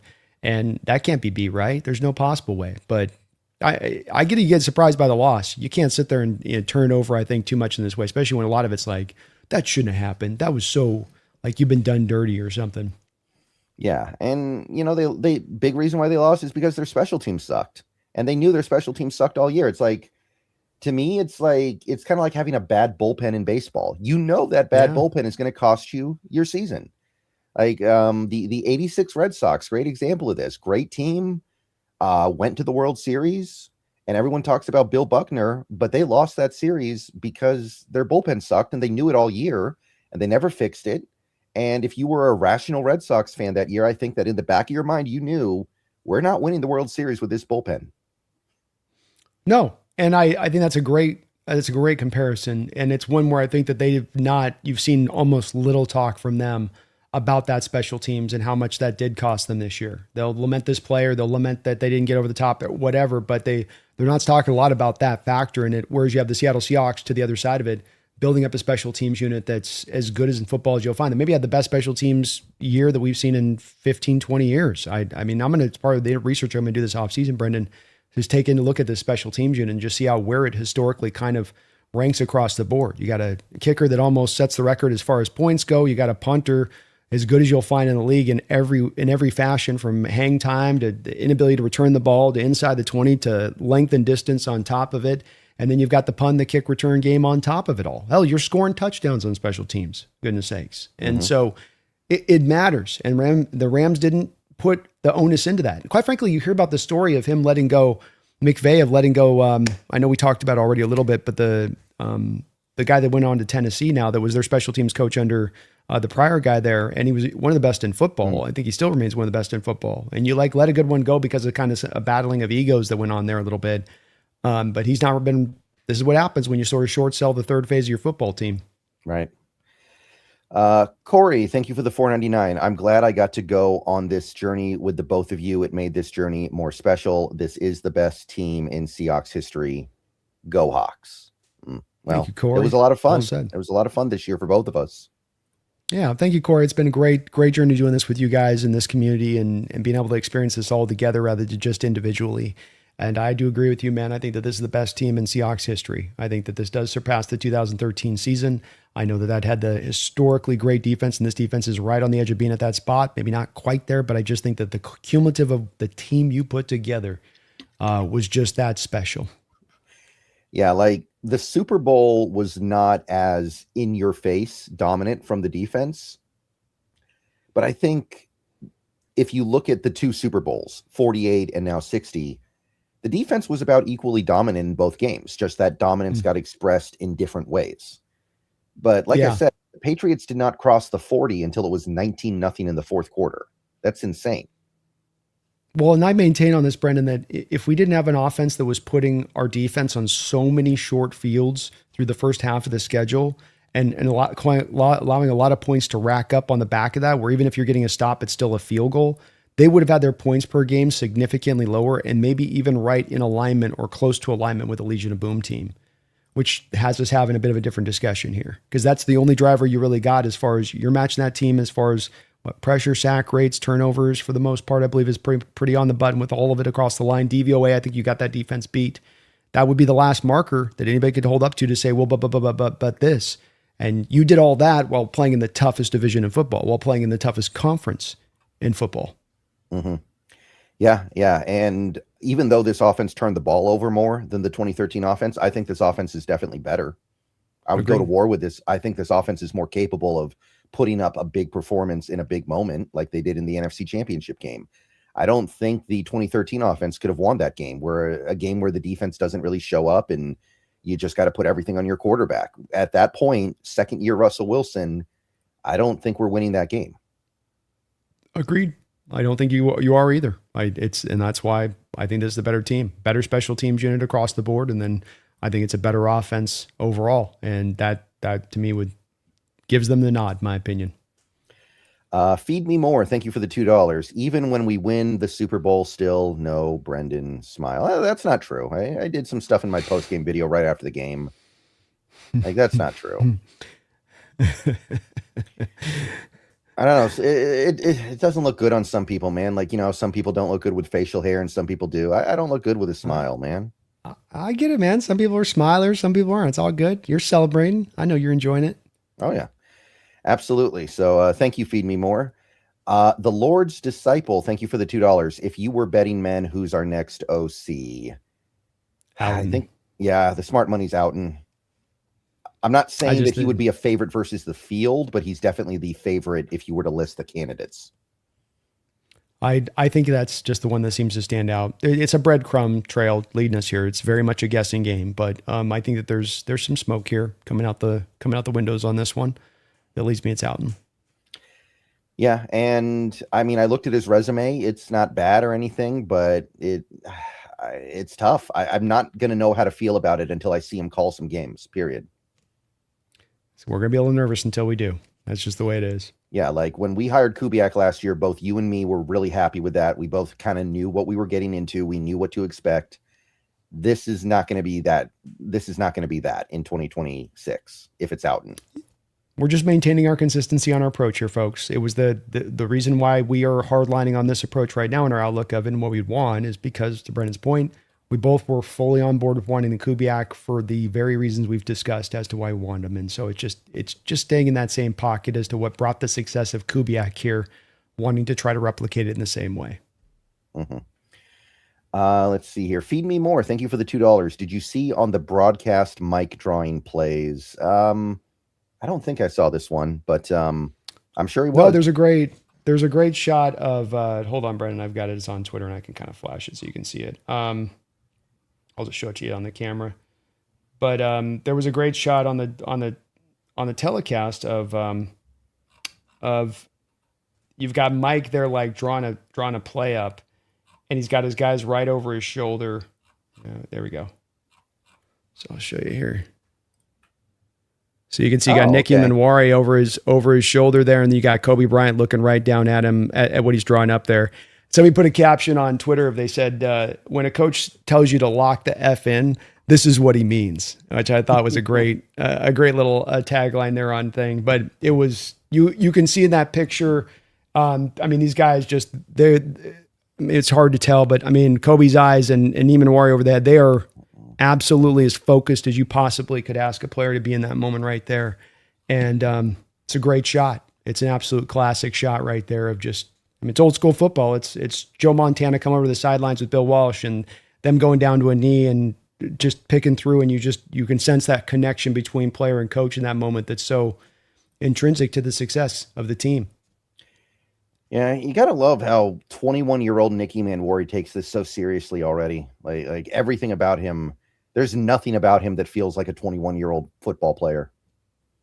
No, he is wise beyond his years and amazing. A player like this that, you know, remember the old quote with him, Brendan, when we talked about him at draft time, and that was that scout quote that came out that said, you know, what was it? If you get him to buy in, he will burn the world down for you. And if he doesn't buy in, he will burn the world down. Kind of like you can't fade the funk on him. You can't fake it with him. You can't BS him. You know, he's smart and he's going to know it. And getting a coach like Mike, that's the real deal, I think, got him to the great side of that. And you're right. It's amazing how, he was so ready to go and he got himself so on point. And this is what gets people draft time dreaming, Brendan, is that they don't just look at the impact of a guy that get 3 years down the line as he develops into his best form, but that you have the guy that can be the sensational impact right from the jump. And it's all of what we want to see, but it's also hard to find, right? It's always that year 2 that we usually have to wait for that jump to come. And he was great right out the jump. And this kid's going to be a centerpiece in this defense for years to come. Yeah. And the thing is, I feel like he can get a lot better too. I really do feel like there's a big improvement he's going to make in the coming few years too, which is terrifying for the rest of the league. Superstar potential. And I agree. I think he's got that in him. Absolutely. I think he's already a star, but I think you could certainly see him rise up that superstar status where we're talking about him having votes for defensive player of the year, if not even maybe pushing up that way. A guy like Charles Woodson with the Packers played in that kind of role with them and was able to win the DPOY. It's all just about get some sacks, get some interceptions, a pick six. You're there, along with some great coverage and run defense. Sean, thank you for the $1.99. Mills and Horton are our secret weapons next year. It's going to be hard for Mills to get on the field a lot if we've got Big Cat, Murphy, and Reed in front of him, but he may force his way on, as it turns out. It's not the worst of problems to have, man, is to have too many guys. And I think you're right. You may be seeing him still kind of have to operate from a little bit of a restriction there with that. I mean, maybe some of this is with Leonard Williams. You have him come back next year, but you're like, all right, Leonard, we're going to, maybe we half your snap count next year. And now Mills takes over half those snaps just to keep you as positively fresh. And really, you get to do that thing next year, Brendan, where you get to walk in and try to start to even right from the jump, have your eyes towards postseason play, where you go, how can we have this guy, this vet, at his healthiest for postseason play, keeping him fresh throughout the course of the year. Kind of like you did with the Walker-Charbonnet combo, but kind of like you did with the edge group too, bringing in DeMarcus Lawrence and having that floor that could roll through. So I could see them doing that, and I think you're right. Horton, Mills are guys I expect to come forward. I think that this team's got a plan for Arroyo too. I don't think you took in the second round to not have him at one point or another, get into the mix on that. So I'd add him to that as well. Team's got a great young base of talent here to work off of, and guys that are still rising up behind that base of talent that we've already seen fully go. Yeah. And I am definitely interested to see Horton. I was really relieved when they said that his injury was not considered chronic or something that would be long-term, because he obviously had some injury issues in college that held him back. So when he got hurt this year, it was like, oh no, here we go. But seems like we're going to be okay there. If Kupp comes back and if Horton comes back, knowing that we're probably going to be a run-first team, I guess at that point, you're probably letting Horton take some of Kupp's snaps, and that's how you're getting him on the field for the most part? Maybe, somewhat. Depends a little bit on what he does as a blocker, and he was pretty good as a blocker this year. So, one of the things with Kupp is you feature him a lot, even at times as the one wide receiver in those 3 tight end sets, because you want him out there for the blocking ability. I mean, he can go down there and pin an edge on a pin block and pull it off. And not every receiver on these roster in the NFL can go get that block laid. So it kind of depends a little bit on that. I think with Horton, he is more of an outside guy too. He is more of an X than he is a real, I think, slot guy. Not that he couldn't do it, but just that you could say his value is probably better aligned to be on the outside. But you can mix it. We saw this year that with receivers, even having that guy out there, he'll find his share of snaps out there, even as that sort of, not third, fourth wide receiver, and you're going to get an injury at one point or another too. You can probably anticipate that. And that's the smart team's roster build that up in such a way. Like that 4-stacker defensive tackle seems great, but you lose a Jaron Reed and now Mills becomes vital as that third guy behind Byron Murphy and Leonard Williams. Right. And I mean, let's face it, we were very lucky to get 16 games from Cup this year. We'll be lucky next year if we can get 10. If we get 10 next year from Cup, I'm okay with that. But in order to be okay with that, you have to have guys who can play when he's not out there. Yeah. 100%. 100%. Jordan, thank you for the $5. It's strange opposing teams keep making excuses as to why they lose to us instead of owning it. Rams and Niners are still doing it. I don't see it as much from the Niners, I will admit. I think the Niners have, like you even had Shanahan talking about the Seahawks before the Super Bowl. I don't know if you saw this. I did on the broadcast, but he was like, yeah, I haven't scored a touchdown against them in the last 2 games, so I don't know why you're asking me. That was a great quote on his part. That was awesome.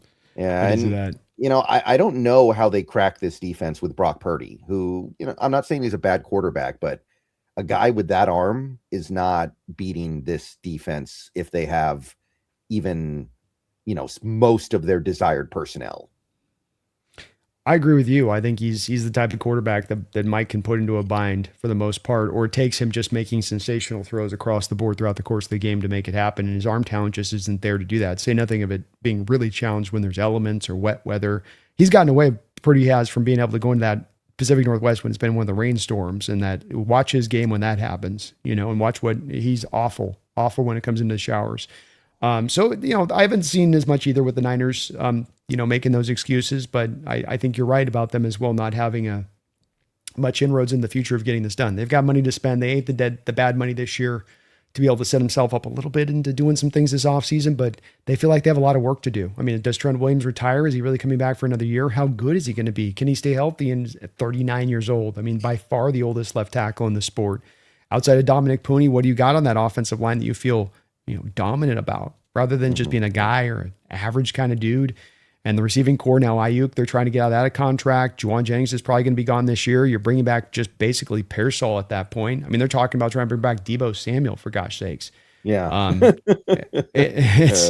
It's. I agree with you. I don't think that there's a lot of hope there in that situation unless they get hyper aggressive. And frankly, I think that what I thought the Niners should have done a couple of years ago and what they didn't do, and I think that they're paying the price now, is they didn't recognize their identity as being a run-first team in doing what Seattle did in building up their offensive line. Because look at the resources the Niners have put into their offensive line for Seattle over the last 3 years. And it's you just laid on Trent Williams and hoped his old ass could get through a season. You did draft Pooney in the 3rd round, but what else? Right. But you're developing some later round guys. It's versus us with a 1st round pick here, a 1st round pick here, a 3rd round pick here. Here's a 4th round pick. I mean, here's another 3rd round pick you put the right guard in Haynes. This still hasn't worked out, but you put that investment in. And that's where, to me, the Niners are paying the price. You're not a pass-happy team. That's not your identity. What you should be doing is attacking this light box of the Seahawks with downhill rushing attack and a dominant offensive line that can move men off the line. But you didn't do that. You sort of, with Shanahan, was like, my scheme will make them go. My scheme will make it happen. And that's the price I think that they're paying here. Yeah, and I mean, they're talking about moving Christian McCaffrey to slot receiver because he's so beat up now. Like, that's how things are going. So I don't know how they get out of it. How it started, how it's going. Yeah, that's a tough one. Kittle probably won't be back until like November. I can't see how. And even if he does, how close to vintage Kittle is he at that point? I mean, the guy's getting older and now coming off of an Achilles and then trying to come off it probably a little too early, knowing how he'll work and try to make it happen. We'll see. Yeah, I think they're going to go for it because they're obligated to, because they've got so many old players and they're trying to do the one last ride thing. And not that he's old, but even a guy like Warner or Bosa, those guys are starting to get to the point where you're starting to see the end of the tunnel. So I think they're obligated to just hit the gas, but I don't know if they should. Well, they're really in a weird middle of the road place because the Rams, you can see why they would hit the gas and that they can do some things to really be dangerous. But the Niners can hit the gas just to get up to like functional. I mean, your point, Bosa's coming off of his third ACL in his career, and Warner's now off back-to-back seasons that he's been injured. People don't remember that he was talking about how he had played with a crack in his foot all last season throughout the whole year. So, like, now that's 2 years of him being injured, along with Bosa being hyper-injured. Hell, your first-round pick's coming off an ACL. It's all a big question mark for the Niners. They can maybe do some moves to reinforce things, but it's going to be hard. Yeah. And then they still have the substation that's just, breaking those bodies down. Yeah, and listening to the players, they believe it. It seems like they actually think it's a thing. Like Kittle had the quote earlier this week that was like, hey, we've known about it for a long time and the team won't listen to us. It sounds like they actually think it's a problem. Yeah, they're talking about the trees. Kittle's like, when I first got there was these big and mighty trees that were next to the substation, and they were big and they were green and they were healthy. And then slowly over time, they became browned and rotted and died. Yeah, it's too bad Kittle's on the Niners. He'd be my favorite player in the league if he wasn't on the Niners. I know. He's been my favorite tight end in the league for quite a few years. I love how he plays the game, man. Yeah. He's awesome. Mm-hmm. Radu Turkan, thank you for the $1.99. Zach Orr to the Seahawks. Yep, we got him. Great move. Him and Mike got the instant connection. You're going to lose talent out of this coaching staff probably on both sides of the ball over the next couple of years as people really want to, tap into the brain trust here. So adding where you can is huge. And Zach is a guy who's got grade A chemistry with Mike, knows the scheme upside and down. He'll be good. Yeah, and I guess they're saying that Kirk Olivadotti might retire or step back from coaching for a year because he's the current inside linebacker coach, or he might go to Kubiak with the Raiders and join his staff. So, that makes sense. I mean, Olivadotti obviously did a pretty good job these last couple of years, but I can't say that he really stands out in my mind as a guy I really did not want to lose. So, no, like you say, he's done good work with Knight and with. I also think Mike's position kind of seems to be inside linebacker, where he knows really or off ball linebacker. It seems to be his real bread and butter. So, I mean, he seems to be himself just kind of almost LB coach. But that's a great. I mean, maybe an upgrade even potentially with what bringing in Orr in that position. Greener, thank you for the $5. Haven't donated in forever. Thanks for all the hard work covering this Super Bowl, y'all. Could Arroyo and Horton make you feel comfortable going cheap on wide receiver? I think Brandon and me will have a little bit of different answers on this one. I mean, when you're talking about going cheap at wide receiver, like, no are we Shaheed. talking? So he's saying talking no Shaheed. I think that's what he's intimating. And no Cup? Are you just going with Horton as No, receiver I think too? because you're keeping. I think you're keeping Cup and JSN, but I think he's talking rather than getting the full meal deal there. Now you gotta. And if I'm Green Earth, you can put in the chat if I'm misidentifying what you're intimating there, but I think that's what you're kind of intimating. Yeah, I mean, I think that would be okay. I just think that teams would really, really not fear us down the field the way they did after we got Shaheed, and it would be tough to replace that. And I just think about the way defenses played us at the end of the year compared to early in the year, and I don't know how you replace Shaheed to recreate that effect this offseason. That's my issue. But in theory, you can survive, right? I mean, you can survive like we did early in the year. The offense was playing great when it was JSN, Cup, and Horton as your three receivers. So I'm not ruling anything out. I don't think it's bad. I just think that you're going to lose a lot of your ability to run the ball. Yeah, I think that there's a potentiality of that occurring on this, Brendan. I think going into the season, Green Earth, I'm more okay with it probably than Brendan is because I do have a worry right now that Shaheed's going to command a salary that gets me uncomfortable. And even at $16 million, that gets me uncomfortable at that cost. I love what he brings as a kick and punt returner, but I'm not sure that the receiving quotient is necessarily giving you back the return on the bang for the buck on that one. And so I am okay with doing it. You are a run first team after all, and you're going to probably spend around $40 million per year with JSN, and then you're already got $18 million with Cooper Kupp. This comes down to like a load balance issue for how you want to build your team for how your philosophy is supposed to be executed. And that is, if you're going to run the ball, you got to be able to run the ball. And passing is great, but it's not the centerpiece of what you're looking to necessarily do. So I think, Brendan, I'd also be open to, I think you mentioned it's hard to replace that. I think you're right. I think Arroyo and Horton can fill in a little bit on this, but I think I'd also be open to Brendan looking for a deal down the line. Like, why can't we go and replicate that same deal at the trade deadline with the team, and being willing to give up some assets to go get that guy that can be just the big play guy, especially if it's really just a run off the coverage kind of guy, more than you're looking for some full meal deal receiver, but a guy that can just pull the safety back off or keep you into a too high situation. I think you're just looking to find that. You can find that around the trade deadline if you're willing to be aggressive, which John's definitely shown he has. Yeah, I mean, I'm fine with that. I'm fine with that. I just don't think a guy like Shaheed becomes available all that often, and I don't want to. I don't want to bet on that. I don't want to get to the trade deadline, be ready to make a trade, and then there's no trade to make, and it's like, oh well, so much for that. I get it. That's definitely the risk there at play for sure, 100%. And it is. I just, boy, that $16 million per year is ouch. Yeah, and as for Arroyo, I'm sure he'll be better next year. I'm still not super high on him being anything more than a decent tight end 2, but there is some athleticism there that AJ Barner doesn't have. So that does change the offense a little bit if he's able to take a bigger role next year. I'm just not super high on him as a player right now. I don't think he'll ever be like some prolific pass catching tight end. Yeah, we both still kind of find ourselves in the same place we were with Arroyo at the start of the year with this a little bit. I'm hopeful that there's more there. I am, but some of the issues that I'd seen on tape with him in college showed up this year again, and he had some nice big play flashes, and maybe he can work at the wide receiver position. And people are showing cut-ups online of him breaking open this season at times where he just wasn't the primary, and we'll see. He does have something more as far as athletically and more speed for sure than Barner does that he can give you. That's a different quotient. I think there's a place for him in this offense, even if he isn't a centerpiece. But like Brendan said, it's hard to quite fully rely on that at this point. Again, too, the big thing with Arroyo was maybe is the biggest kind of criticism coming out of college that we don't talk about. Injuries were an issue in college. Oh, yeah. Injuries were an issue in college, even through his last season in the quote unquote breakout year. And then injuries were a problem at the Senior Bowl. And then now injuries have been a problem in his rookie year. I often say these things don't tend to just suddenly become fixed now. If it's an issue that's in there inherently, it's in there inherently. So I hope not. I hope he can get more, healthy and more improved here this next year. But like Brent said, it's hard to quite rely on that at this point.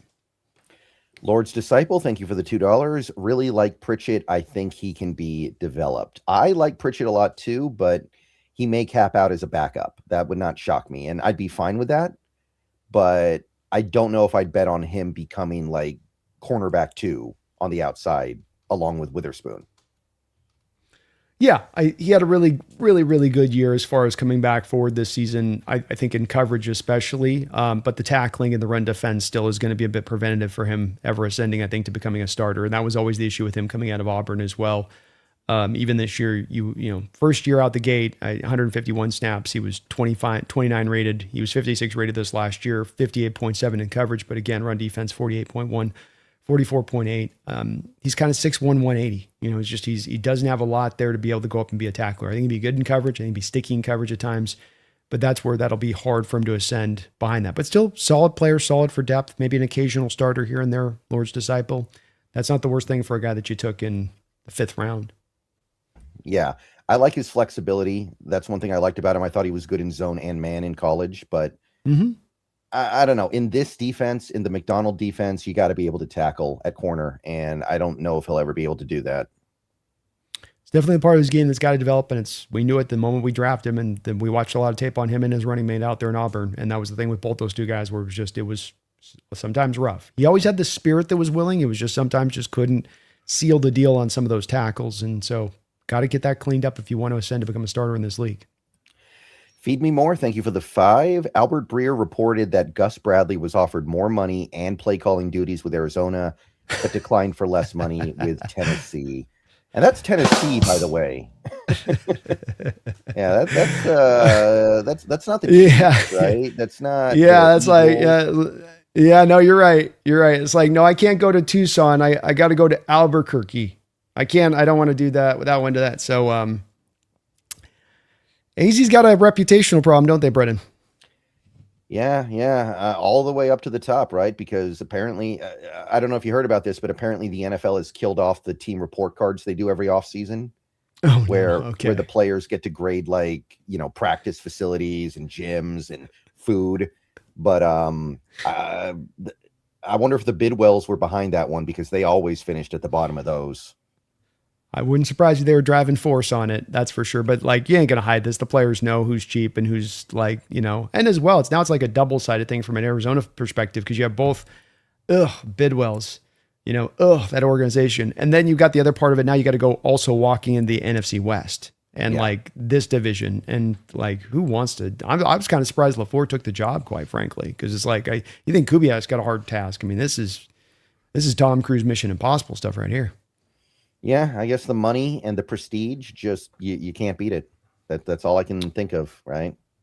Yeah, I guess that's enough. Big paycheck rules out at the end of the day. But yeah, my favorite Cardinals are cheap story ever was back in the Anquan Bolden days when they had Anquan Bolden. I think he mailed out a package from the facility one day, and then he checked his paycheck, and they actually took the cost of shipping out of his next paycheck. I saw that. Yeah. That was a great one. That was my favorite. Like not even for like a special teamer, for Anquan Bolden. You're doing wild. That. Mm-hmm. No, it's wild that they're that cheap and expect that they're going to be able to compete with the big boys operating like that. And that doesn't get around. It's going to get around, people will talk. Yeah. I was streaming with my friend the other day, and he said he did calculations. The Cardinals could go undefeated for 14 straight seasons and still have a losing record historically. It's a rough fan base, man. It's a rough. They're going through it out there. It's been a long time they've waited, and it's not looking like it's going to get bright anytime soon. Yeah, somebody needs Jacoby Brissett's going to be your quarterback next year. Or they just decide to run Kyler out there just because he's stuck there because they can't get rid of him yet because of all the money. I want to see Kyler run the West Coast offense, bro. I want to see that. That'd be funny. It's kind of like, in basketball where you have a star player that is going to get traded, but you're still playing him and he's just kind of going through the motions, like Carmelo Anthony at the end with the Nuggets or Dwight Howard with the Magic at the end. It's just like, that would be really interesting to see. Like, we know we're going to cut you. We know you're garbage, but you're still getting paid. So go out there and play football. Tank for Arch, man. And if Arch going to be the guy or for one of those quarterbacks that comes out next year, that'd be at least a pathway to maybe having some hope at that point. Sean, thank you for the $1.99. More worried about Marlon's personality than product. He does have to kill the podcast. I agree with that. No podcast. Oh, Humphrey's got the product. Yeah, I mean but that's where Mike knows him right and left. So you don't worry about it on that. Mm-hmm. You can guest star on the Nick Ballore podcast a couple times. The Between Two Ferns. That's it. Between Two Ferns. No, Between Two Ballores. I guess his was called. Ballores. That's right. Between Two Ballores. Holy Hand Grenade. Thank you for the $5. Where does Mike McDonald rank among head coaches in the league after this Super Bowl win? Are we talking about like right at this exact moment, or? Yeah, I think he probably means right now. Yeah, I mean, if that's the case, I can't think of anyone I'd rather have. There's no one I'd rather have as far as actual like resume and what you've fully proven on the board. You probably would at this point have to put like an Andy Reid and Reid. Sean McVay would have to be above him, and potentially even a Nick Sirianni, who's gotten to a couple Super Bowls himself there in a short period of time. I don't like to say that, but like we're talking about, he's only in year 2. So it's like that whole thing of what does longevity count versus insta impact? Longevity, insta impact. I mean, it's kind of, this differs person by person with that, but somewhere between 3, 4, 5 in that way. Right. Like who else? Like, I don't think Vrabel's up there quite yet. I wouldn't say him. He hasn't won a Super Bowl yet, but I mean, Shanahan, despite not winning a Super Bowl, has done some incredible things. He might be in that top 5. Yeah, I think he's definitely in the top. Yeah, he's right there. I'd put him still behind Mike because he hasn't won it, and he's had a couple of swings at it. And there's been times where it's he's the Falcons drop he had as an OC, and then the fact they had the lead, and he's kind of had some moments where it's like his approach in those games has kind of cost and bit them in the butt a little bit. But I put him just behind. He's still an upper echelon head coach. I think top 5 is right. Mike would probably 4, him 5. But there is nobody else in the league that I would put above. Nobody else has, earned the right to be in that spot. Yeah. How many other active head coaches have won a Super Bowl in the last decade? Like it wasn't Todd Bowles, it was Bruce Arians when Tampa won. Yeah.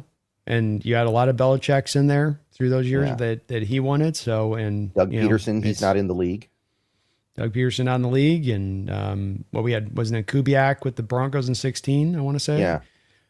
So he's not in the league anymore either. So yeah, there's been few and far between. So he's risen up fast. You got to go back to like Mike McCarthy. And I mean, that was 2 stops ago. Yeah, I agree. It's been, I think 4 is pretty solid place for him. 4 is about right. Martin Lawrence, thank you for the €5. If I was a Rams fan, I'd be more worried about the distinct lack of maturity being displayed by my players and coaches than a correctly ruled play. I would agree with that. I think that there's a little bit of a, canary in the coal mine kind of thing with this. And I talked about this even after that second game, Brendan. We talked about this, that they're not taking this loss well. This is not one where it's like you're just going to not let it get stuck in your craw at all, and you'll just bounce onto your next game. You talked about how their performance was after that in those next couple of games, even through the playoffs, which I think was right. And I think that was because of that. Because of how you reacted to that moment, that you weren't able to get your mentals in the right spot. And I agree. I think when you hear Puka constantly now just doing everything he can to take shots at Seattle right and left, and McVay kind of crybabying about some of this stuff here and there, and now they're the fans turning over a 2-point conversion from a week 16 game. Like, what are we doing? What are you guys doing? That's spinning out is what that looks like to me. And it doesn't bode well, I don't think, as you talk about trying to have a fire that's lit for the 2026 season. Yeah. It's the Puka's going down a dark path, man. That could be some Antonio Brown stuff pretty quickly. It could be. And they got to pay him money this offseason. They're not, he's in the middle of a contract and get out in a year if this is going to go sideways. It's like, no, you're just about to sign up for the full Puka experience. And I'm getting a little bit of that Antonio Brown thing, where it's that old Ryan Clark quote where he went to the team and he's like, look, you pay this guy, he's going to become even more of what he is. Like, and even more of this is going to turn up and amp up even more now. Are you sure? And Puka's getting into that spot of things. Mm-hmm. Right. Adis, thank you for the $1.99. Whatever is the decision, still trust Mike. I mean, right now you got to. This team deserves our trust until they do something to break it. Amen. I fall back in alignment on that too, Addis. Got a general opinion certainly here or there, but I will. Yeah, this is definitely an in Mike and John thing. We definitely say we trust now at this point what they've gotten done. But I would say that just because we trust them doesn't mean they are invulnerable to making mistakes. Like they did hire Ryan Grubb 2 years ago. And I know that they didn't have a lot of options at the time. They still could have done a lot better than Ryan Grubb. Yeah, agreed. And that's where it is. It's a balancing act there a little bit with this, but yeah, overall there's the trust, but there is the worry and concern. Adis, thank you for the $1.99. Again, I know this was asked, but Marlon is a possibility. It seems like he's more than just a possibility at this point. I would say this is a favorite situation. The man came to your Super Bowl parade and hung out with Mike McDonald while he's still on the Baltimore Ravens roster. So I'm sure he loves Mike. I'm sure he loves that, but I'm sure it's also a little bit of like, he wants to get back and play with his coach. And there's those players that just have that connection with coaches in that way, that special relationship. And we can see with Mike why he probably, does him, create that with these guys just by how he's wired, how he interacts with them, how he's a great coach just overall. So yeah, I think it's more than a real possibility. In fact, I'd say we're the favorites at this point, and we're going to have a hole there for him to fill a spot. In that we might lose 2 different free agents at that position this offseason. Mm-hmm. John Naylor, thank you for the $1.99. Jake was making a point about non-ref involvement. I get his point. I get his, but it's just like, what do you have as a problem? Here's the thing with this. Then I get on Jake about this at times. There's sometimes a lack of consistency on this stuff. Where, well, when it's my team, it's the biggest thing that I want to be paying attention to because it's my team that had it was wronged. But if it happens to anybody else on it, I mean, whether or not I'm going to hold it to that same standard or not, I mean, maybe not. And that in itself tells you a little bit about how much they really believe that it's a big problem or a big issue. And whether non-ref involvement or not, I don't know the non-ref involvement point. McCauley's part of it's like, not like he's just some guy in a booth that's just like scratching his ass and he's like, oh, you just basically got that wrong. I mean, they're getting the call correct. This is where we can, like, to me, go into like through the forest and through the trees. It's like, this ain't that difficult. Was the call correct or not? Bottom line, did they get the call right on the football field? Yes. Undeniably, yes. 100% yes. So there's nothing else left to be talked about at that point. Game over, Batman. There's no more talking. There's no more like, I don't give an S. Get the call right. I don't care if it's got to come from Timbuktu or from Central Asia or from Russia. If they get the call right, that's the point. I mean, if it's true that Terry McLawley, I'm sorry, I don't know how to pronounce his last name, Terry, has to call down to tell the referees what the rule is, then the issue is that the referee doesn't know the rule. Like, if he has to be set straight there, then I think the thing that should be more concerning is that the referee needs somebody to call down and tell him what the right call is. That's right. 100%.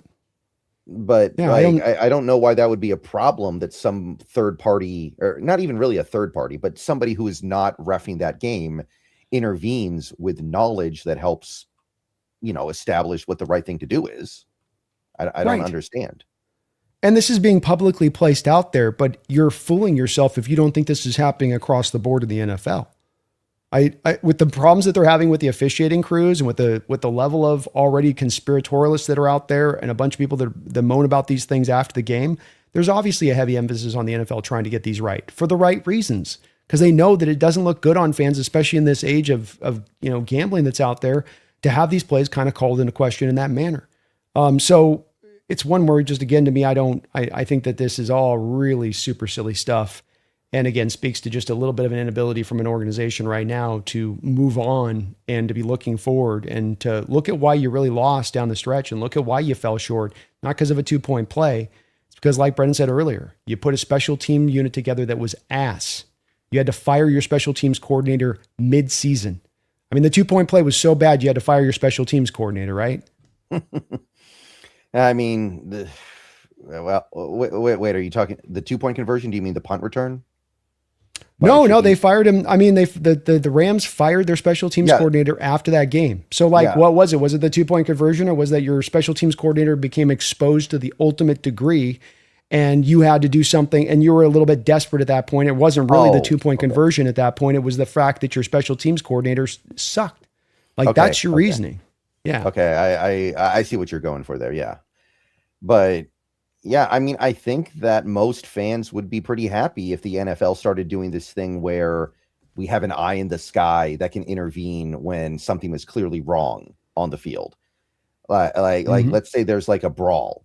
Like, let's say there's a big fight in the middle of a game and the referees are trying to throw flags on people. They don't really know who started it. They don't really know who the people are that they need to throw a flag on. So what if they could turn to somebody who is like this third party that was observing the fight and can objectively say, okay, that guy started it by doing this. This guy threw this punch here. These are the guys we're going to penalize. These are the guys we're going to throw out. Like, I don't know why that would be a problem. I don't either. But I'm going to be glad we get to next season, so I have to talk about the 2-point conversion. And hopefully Jake's done at this point with his final video with putting up there so we don't have to talk about it anymore, because I'm over it. Mm-hmm. I'm definitely over it. Yeah. Adis, thank you for the $1.99 again. Sorry for the repeat. Just very curious. No problem, Adis. Nothing wrong with that. No worries, man. And John Naylor, thank you for the $1.99. Rams need a substation. Amen. Yeah. I mean, Matt Stafford already probably kind of held together by duct tape. A substation would just, you need the Lazarus pits between every single game to get him ready for game day at that point. His back would spontaneously combust in one of the games. Just all those spinal column going this way and that way. Yeah. I mean, all jokes aside, though, like I talked about this before, that is an element at play here. Just because Stafford is coming off his best season does not mean that he's suddenly immune to the degrading effects of time. Brett Favre statistically had his best season by far in 2009. And then 2010, he came back and literally could not play. So it happens fast. And he's getting another year older. It ain't getting any younger. So, yeah, takes that one hit. Dylan Sosa, thank you for the $4.99. They're mad about the 2-point play, but they didn't say nothing whenever they missed that no-call face mask on Darnold last year. Keep the same energy. Oh, this was when he was with the Vikings. Okay, I remember that now. Yeah, I remember that. Yeah. Yeah, the Okay. first game. Well, that's where I say it's the lack of consistency. Don't you'd be mad at one thing in one place, but another thing you're not mad at because it's not your team getting affected by it. Well, are you principled on it in your stance, or is it just that you're only principled on it when it happens to your team in particular? And that's one thing I would argue with when I've seen the Ram fans this year. It happened at the end of the year. There was in the Falcon game there at the end where they threw a deep pass down the field, and it's Tutu Atwell, and Tutu Atwell grabs the face mask of the cornerback. The cornerback doesn't touch him down the field. He grabs the face mask of the cornerback like this, and then the cornerback, is pushing him, is getting him off of his face mask, and you have Rams fans going, "Oh, we got a defensive pass interference uncalled, huh?" And you can literally go back and I can grab a still of the guy grabbing the face mask underneath like this and show it to a Rams fan. I can literally show the still. Cornerback, no hands on offensive player, ball in the air, offensive player with his hand underneath the face mask, starting the whole touching process up down the field. And they'll literally like they're looking at a different reality in front of them. It's like they're being a Mandela effect in the moment. They're like, they can't see it. It's like they have an inability to complain. And that's what I've seen I've seen more of that stuff from Ram fans are classy, and I'm not trying to disparage you guys too much, but I've never seen so many fans this year so up in arms over so many calls that were the correct call. Yeah, there's the 2-point conversion, but I can do a variety of other calls this year where it's like, they got that one right. How come you're complaining about a call they get right? Complain about the calls they get wrong, especially for a team that tends to be, Brendan, kind of favored fairly well. I know they like to tell you McVay's just so great and as a teacher that we can have 5 straight years of having the least amount of penalties in the entire National Football League. That's kind of the other part of this. It's a little frustrating. Yeah, I totally get it. And yeah, it is one of those. It really feels like they thought this year they were the team of destiny. They thought this year was their year, and they can't believe that it wasn't. And they're not the first team to do that. They're not the first team to feel that way and ultimately not win it. But it when it happens, it does stand out. It does indeed. It does indeed. And they've been now back to 2 conference championships back to back, and that takes a toll on you. Climbing up all the way up to the top of that mountain, getting so close to that summit, and then having to fall all the way back to the bottom and start all over again without any reward. Coda Dad, thank you for the $13.99 Canadian. Great season for Hawks, and you guys made extra special. Shaheed may be gone, but I wonder how or if they involve him more as a receiver. He seemed to have a hard time either catching or getting open. I think the thing to understand there is that, first of all, we don't throw the ball that much. We are a running team, so there are less opportunities anyway. And when we do throw the ball, it mostly goes to JSN. And there are still guys in the offense that are going to get targeted more than Shaheed, like Kupp, like Barner. The easier throws, the simpler throws, the move the chains type throws. So I'm not worried about Shaheed's ability to play receiver because I saw him do it at a very high level in New Orleans. I think he just needs an offseason to work with Darnold and integrate into the offense.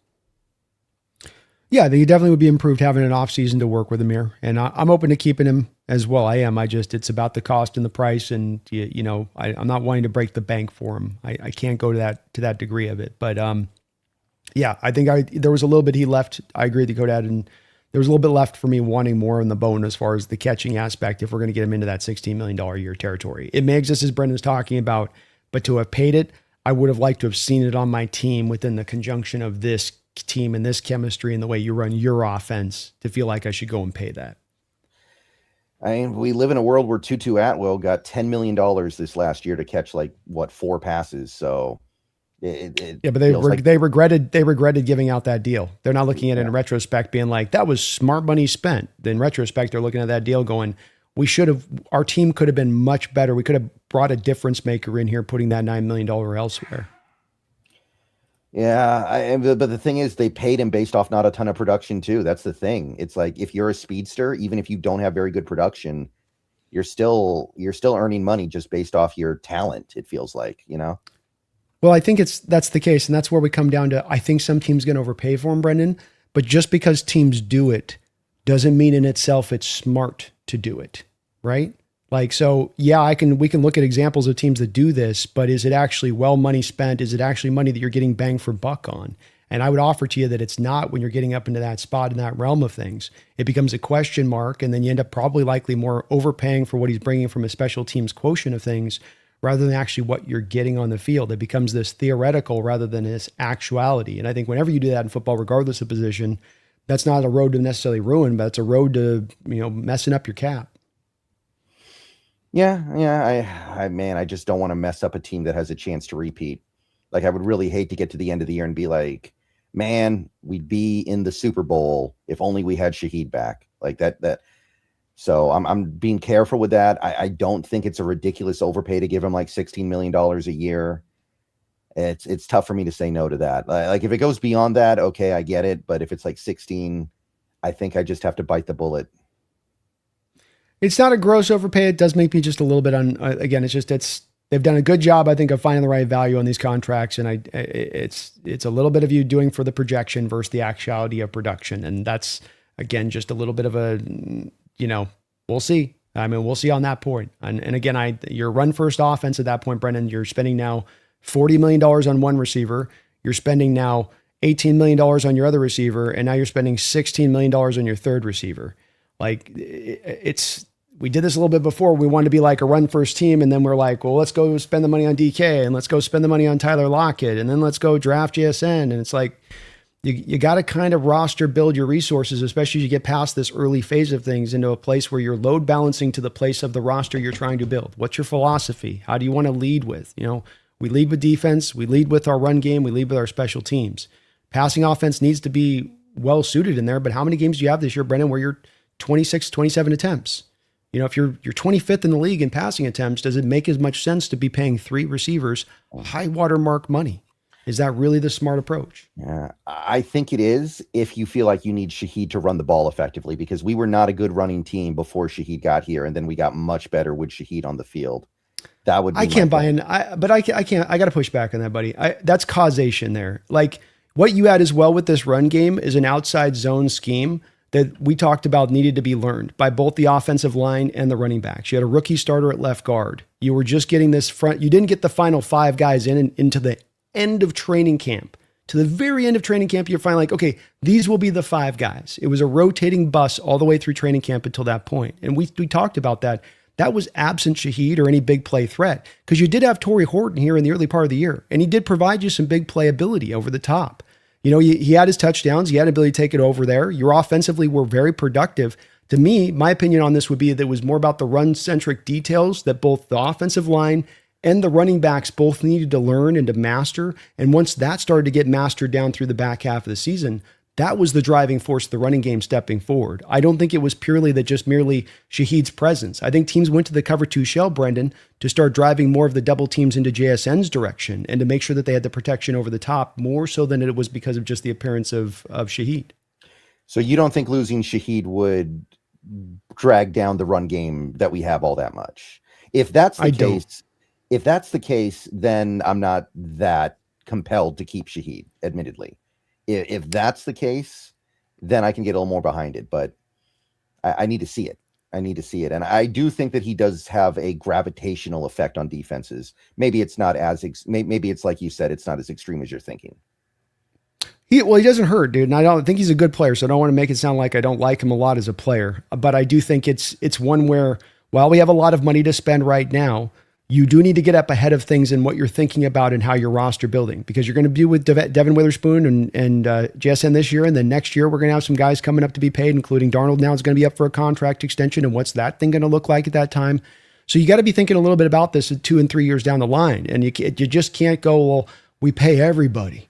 It just, you can't do it, I don't think. And you got to be smartly drawn to doing it to the right places. So he does have there is an impact he brings. I like what he does provide to counterbalance a little bit of some of the doubles that go JSN's way. But I also think I have a little more faith in the ability to look at the receiver position, man. Guys are stepping off college scene, jumping into the pros, and they're finding instantaneous production. Like it's a position that's being constantly fed. It's almost kind of turning into a little bit like running backs were for a time now, where it's like, yeah, guys are still being highly paid, but you can find production from these guys. And if you're looking for just the skill set of a guy that's a big play guy, a guy to get over the top, a guy to draw coverage, I think that you can go and find that specified skill set without having to break the bank in order to do so. You might be right. I'm not ignoring the possibility. I think it's very possible, but I am a Shaheed fan, I will admit. And I think that he does bring something that is hard to replace. So we'll see. We'll see. We might be way off on the contract, by the way. That does happen. Sometimes we are way off on what we think contracts will be. Well, and if he comes in even $4 million, below that from the 16. I know that seems like a small amount, but that's actually fairly decent for me on that significant wise. That's even a bigger difference there as far as making me a little bit more signed up. And when you start getting past that 15 mark, 16 mark, 17 mark, but like you said, this is a hard one to predict. We'll see where the market really goes with him. Mm-hmm. Daryl, thank you for the $4.99. I think Arroyo and Barner can be similar to those old Patriot teams with Aaron Hernandez and Rob Gronkowski. I also think Mike McDonald is the next Belichick without being an ass. Yeah, I don't think Arroyo and Barner are at the level of Hernandez and Gronkowski as players. Maybe they can provide a similar 1-2, but Gronkowski might be the greatest tight end who ever played, and Hernandez was really good when he played too. Yeah, I think it'll be hard for them, to Brennan's point, to reach quite the upside of where those guys got, Daryl. But can they have the feasible impact of giving you one of the better two tight end sets in the league, with your ability to really put teams into a bind? As we saw, so many teams this year went more to the 3-4 base and really brought out more of that. If they were a 3-4 team, of course, or just the heavier fronts. Even if they were a 4-3 team, you'd see the fifth man down the line of scrimmage. You'd see the base fronts from the defense, personnel wise, and what they're bringing out there. And so if it drives to that, and then you can stoke those mismatches off the back of that personnel grouping you drive from a defensive perspective, then they can have kind of the equivalent impact on not just them as the targets, but the targets across the board and what you can do in your effectiveness. So in certain ways, yes. But Gronk was maybe the best all-time tight end in the sport. But Barner's having a hell of a start to his career, that's for sure, Daryl. Mm-hmm.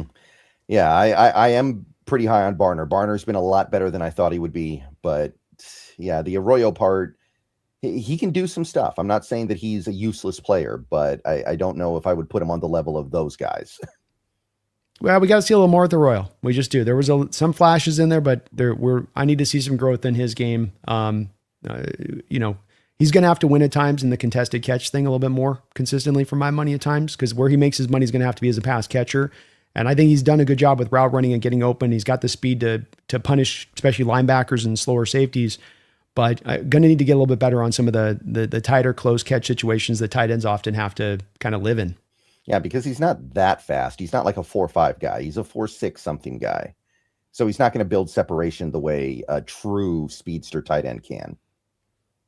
Yeah, he's probably more 4.5, 5-ish, I think, on a field. I think he's one of those GPS guys that's super, that's one of the things I think Seahawks really were drove into, is that he's a football fast kind of guy. But again, that's where he's got to win. So he's got to make his money with that. Then he didn't quite make his money with that this year, because I think as a run blocker, it's always going to be a little bit of an up and down game with him there. Right. Feed Me More, thank you for the $2. Rams have such an egotistical staff, it's exhausting.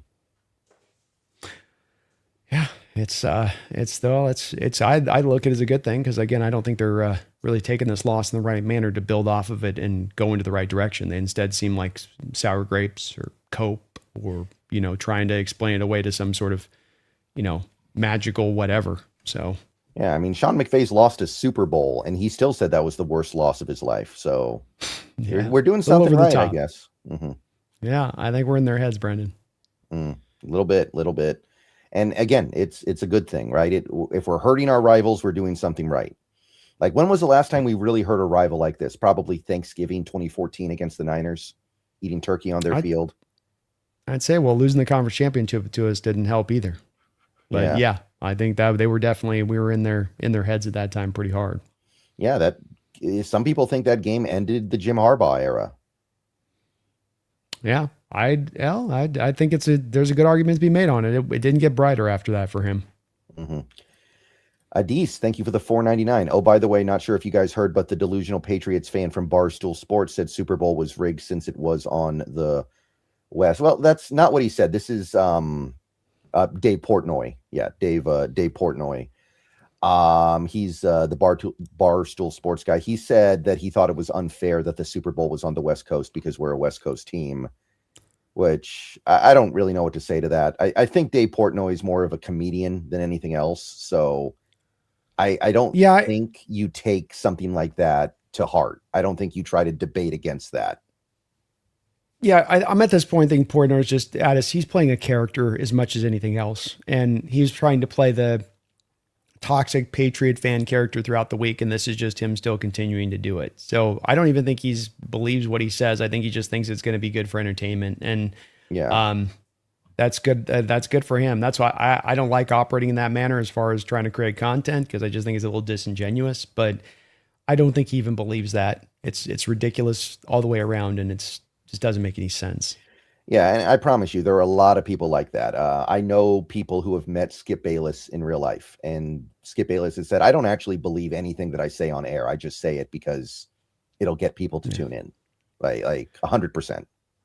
Plenty of content creators do it on YouTube here, Brendan. You know, it's the way that they'll go. It does get you clicks, it does get you views. It does drive me crazy though, because I'd hate to operate like that, because again, you're just being disingenuous to your audience, and they don't know when you're telling them the truth or when you're BSing them. Yeah, I don't think that Ryan Clark actually thinks it's a problem that Sam Darnold didn't go get turned up after the Super Bowl, but he says it on air.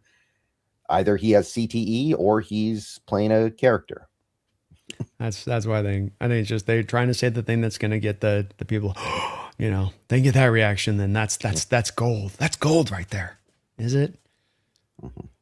Kevin, thank you for the $1.99. What free agents do you think we don't re-sign? We're going to be doing a show probably in the very near future here where we go into detail here. But I think the obvious don't re-sign is Woolen. I mean, we've been pretty open about that. I don't think Woolen comes back. No way, no how. Yeah, I think you have you've got no Woolen. I don't think that there's a Kobe Bryant. Give me 1 second here, Brendan. No problem. Anyway, Mafe, I think, is also probably out just because he didn't really do anything this year. Mm-hmm. Welcome back. Sorry. Yeah. But Mafe is probably gone as well, just because he didn't do anything, and we got to flip the edge room over a little bit. But yeah. Yeah, I think Mafe, Woolen, Bryant, those are the ones that I think feel pretty solid there. It's going to be hard to bring him back into the flow. There's a maybe with Joe, but it just depends on the cost. So I think that's kind of about it, though. I don't think you got anybody else that's really a worry or concern beyond that.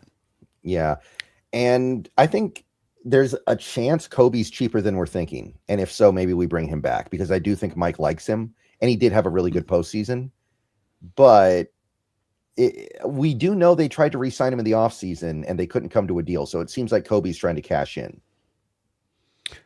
Yeah, it's and I know I'm a repeater on this, Brendan, so I'm sorry on this. It's about how your team's structured and how you're built, right? So Brendan, is this defense built safety based? No. I mean, if anything, that's kind of the area where we have the most kind of, I don't want to say jags, but just players that can get the job done. Here we go. And come back to, you paid two safeties at the same time, high watermark money. 2 questions. Was that smart, Brendan? No, I would not say so. Is there anybody else in the NFL that's doing this right now, paying people at the Jamal Adams, Quandre Diggs, top 5, top 10 money, safety position? If there is, I don't know about them. So we come back around like, it's not about Kobe or being against Kobe. It's about, this is a road you've gone down that was a failure. This is a road no other NFL team is going down. Probably a good reason for that. Doesn't make intrinsic sense for you to do it and be this outlier team of outlier teams to do it. And I know I'm being hardlined on this a little bit, Brendan, but this is very important, because I think there's a drive from the fans and there's a drive from people to generally just go, got to keep everybody. And then you make these decisions right now, and then you look at it 2-3 years down the line with a cap, and you're like, we don't have a lot of flexibility here now. We're still kind of in our Super Bowl window, but we find ourselves slowly getting restricted, like in a jacket here. And it's like, got to be careful. You got to be careful. And you got to go back to remembering, what do you need to do on both sides of the ball to drive your success by your philosophy? Every team's got their philosophy for how they want to win. Offensively, you want to run the ball. You want to be balanced, and you want to run the ball. Defensively, front 7. Your front 7 will drive the success of this football team. Baltimore Ravens didn't invest a lot in their cornerback position. You had Humphrey at the time, but even at that point, he was a first-round pick that was just kind of still on your roster. The other cornerback position kind of didn't matter. Like Geno Stone. And, you got Marcus Williams out there was your one highest free agent. And then, of course, Hamilton was more of your slot kind of, cornerback there. So to me, it's more front 7. You've got to pay. Eamon 2 years from now will be a part of this as well. And I think that's where the money's got to go, in my opinion. And if you have a guy in Kobe Bryant who's solid, but I'm now paying him more than solid money, I'm paying him like $13-14 million a year. I mean, is there, I mean, Brendan, wouldn't you feel pretty nervous at this point if you signed him to a $14 million per year deal as Julian Love's contract's about to hit 13.5 on the cap this year? Yeah, I can't even go close to 14. I don't think. I'm thinking of something way less than that. So yeah, if that's what it is, then thanks for playing Kobe. Thanks for the Super Bowl, but no, I can't even come close. I guess I'd ask you this. What has he done that wouldn't match up to what drove the Julian Love contract extension a couple of years ago? Matching that contract exactly with inflation rate, not even inflated. That contract 2 years lying down the line now as it's inflated to match that, meaning that it's not equivalent dollar for dollar. It essentially is less money per cap percentage wise than you signed Julian Love at this point. Yeah, I mean, I would just say Love had made the Pro Bowl by that point a couple times, I think. Kobe's never even come close to a Pro Bowl, to my knowledge. I think that Love is also probably a little bit more flexible as a player in that he can line up in more places. I do think Love was a better player than Kobe Bryant is now, but you are right that he is probably going to get more money than I'm willing to give him. I do agree with that. I'm just saying that for this team, I don't think Kobe Bryant's worth $14 million a year. I don't even think he's the close. And that's not a knock on him. That's more just about this team. And I could be certainly going into a place where I'm inflating the rates too much, Brendan. But what I'm thinking about this is that you just had the cap go up by $20 million, number one, right? $23 million, something like that. And okay, so that's one side of this. And then again, every time I've looked at NFL history, you're free to correct me on this, but every time I've looked at NFL history of teams that win Super Bowls, those teams that are then free agents that are quality players, not even stars, but the quality players that come off those Super Bowl teams tend to get overpaid almost by just sort of the magic of being a Super Bowl winner a little bit. And that's a little like of what I'm anticipating here as far as this Kobe Bryant contract. Yeah, like I'd say Milton Williams probably got overpaid. Not that he's bad, not that it's a bad contract, but I think he got like the same money that Leonard Williams got, and Milton Williams is not as good as Leonard Williams. Not even close, I don't think. So you're right. So like Talana Hufanga, has Kobe Bryant done enough to what Talana Hufanga did to get his extension with the Broncos? Is that a better representation than Love? That's an interesting one. That's a tough one, right? Because Hufanga had the All-Pro season, but then he got hurt. So it's a little bit tougher to go apples to apples there, but I see what you're getting at. Amani Hooker. Yeah. So yeah. Hufanga's at $13 million per year. Amani Hooker's at 13.5. Kyle Duggar's at 14.5.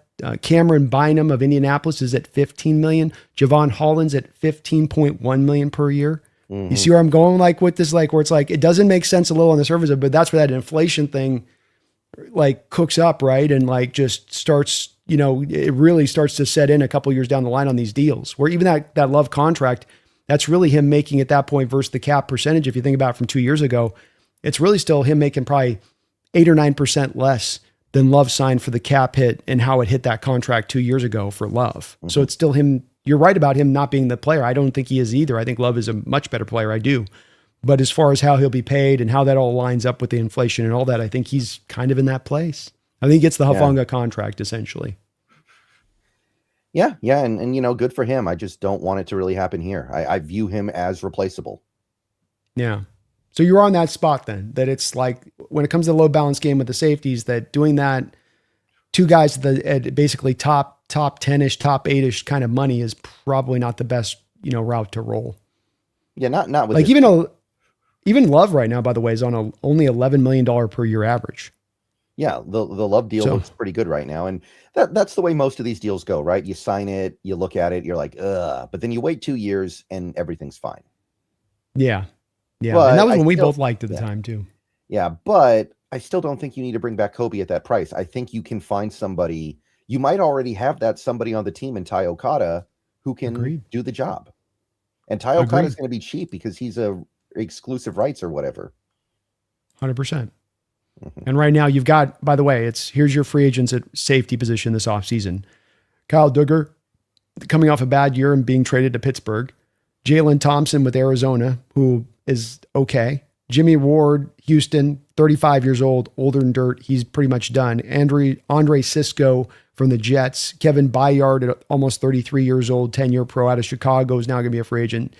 So when you look at it, He made the All-Pro team this Kevin, last year, oh though. yeah, He's gonna get some Kevin's good. credit. He's a ball hawk still. He's still making. I don't think Chicago is going to let him go though. As well, I think that they keep him in house. Right. But that still shows you where it's like it's not a deep list of safety free agent safeties as well. It's a couple of guys out there that Reed Blankenship, Cameron Curl, Geno Stone. It's kind of a weaker group out there, but hard to predict. We'll see. We'll see what this thing you never know with these kind of contracts, but I do think it's going to be around that $13 million for Bryant. That's why I think he didn't sign it at the start of the year. Cause I think the deal you're talking about was the deal the Hawks offered him that reportedly he turned down at the start of the year, where they wanted to get him on that more of that $8 million a year rather than the 13. Yeah, that's kind of what it would take for me to want to bring Kobe back, $8 to $9 million a year. Yeah, at that point, I would do it. Yeah. And I'm not saying he doesn't deserve 13, 14, 15. I'm just saying I don't really think this team should be the team to do it. Yeah, I agree. He's earned the money. He bet on himself, and he earns that right to make that payday. But I do think that this team is not going to do well to elongate the Super Bowl window by overpaying for players, in-house players, by overvaluing in-house players. They've got to stay on the line of paying for the right pay of performance of what they're actually getting on the field. Sean, thank you for the $1.99. Does 16 million even move the needle with the new cap? I think the thing to keep in mind here is that the cap hits accelerate. So like if you get Shaheed, let's say 3 years, 48 million, that first year cap hit might only be like 9 million. And then the next year cap hit might be like 16. And then the third year cap hit is like 25 or something like that. Not exact numbers, but something like that. So the cap hits accelerate faster than the cap does. So you have to think about things like that a little bit.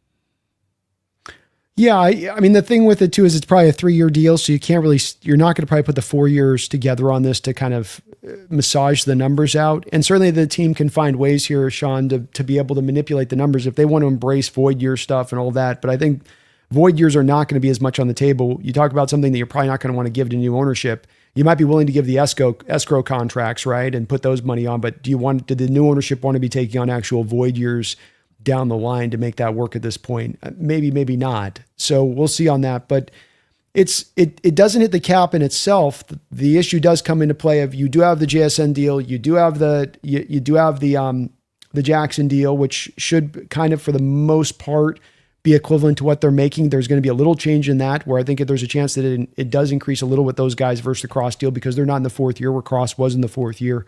But it's still going to be where that cap space gets eaten up pretty quickly as we go down the line in what we do. So yeah, you could afford it, but is that the best place to put that money versus putting that money elsewhere? Is there a different point of impact you could bring to this team that could supersede that as far as helping this team go win football games? And that'd be the thing that maybe I would counter if you're talking about spending that on the receivers, your third receiver now that's your high paid guy, versus balancing it in other areas.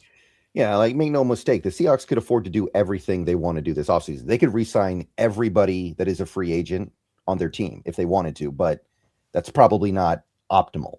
That's what we're trying to figure out here. What is actually optimal? Let's break it down like this, Brennan. Let's say that I could, and I'm not wanting to do this, okay? But this is just as an exercise to this point. Let's say the exact money I spent on Rashid Shaheed, I could spend on Linderbaum. What's the better allocation of resources in that case? Yeah, and if that is the case, I think Linderbaum's going to cost a little bit more than that. But yeah, that's. But you're in the neighborhood. Even if it is, it doesn't matter. It's still pretty easy at that point.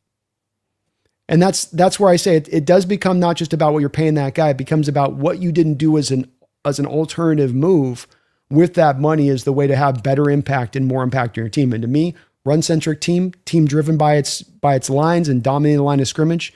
Give me a guy that can help me dominate the line of scrimmage versus the flashy player on the outside that can take the top off the defense. Yeah. So again, like I do like this comment because it kind of does get to the point that I hammer, which is that the cap goes up by so much every year now. These contracts you sign end up not being nearly as big a deal as you think. Mm-hmm. But that doesn't mean that you should then just buy every player in the world. Yeah, agreed. You got to be careful, but there is plenty of reason. There is still, like, we're not restricted here, and we can do it if this team is bought into Shaheed getting better in the future on this, and that the chemistry between him and Darnold is going to come along, and that the offseason will help in making that happen, and his special teams value is good enough. That's an X factor he does add that you don't get from just normal wide receivers. So that could be enough that it mitigates it. And I'm not going to be super complaining or bitching and moaning if they do happen to sign it. I'm just making the argument for why I think that there's some smarter approaches to go at this. Frogman, thank you for the member message. A position to watch is cornerback. Job and Reek are free agents. And yeah, we're going to talk a lot about corners this offseason, both in free agency and the draft. One of our top positions of need. And Frogman, we did speak a bit that Marlon Humphrey was a guy that just here at the parade that is going to be released with familiarity with Mike McDonald's system. Not a fix in himself, but you're going to maybe have to get a couple of guys, not the worst of a Job replacement at the very least, if it goes that way. Yeah. Did you run into him at the parade since he was there? You were there. I missed him. Mm-hmm. Yeah. You could do worse. Hopefully he has a little bit left in the tank. It wouldn't shock me if he doesn't, though. I would not be surprised if he came here and didn't even make the team. It's all about where I think his health is at. And as a guy that's been in this league since 17, and he's still just barely turned 30. So like from not old. And again, a guy that has all of his understanding in this defense of what he needs to do. Do you give him an off season? He's like, this will be my final off season and my final year, and I'm going to go for that Super Bowl, and we're going to make this happen in Seattle. And you're going to give me like, Rocky in one of those montages, where he's just out there like, running through the snows and doing all of his drills to the utmost to just try to flip. Maybe you have him in that realm, but it's a worthwhile risk to be on a 1 year, $6 million deal too. That's one where it's like, you're not rolling the dice there.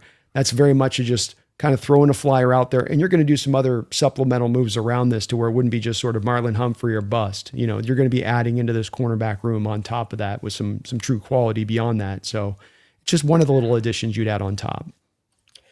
Poppin' Bottles, thank you for the $4.99. If the Raiders don't trade Crosby, should Seattle go after Trayvon Walker, young and can stop the run? Jags already paying Josh Allen.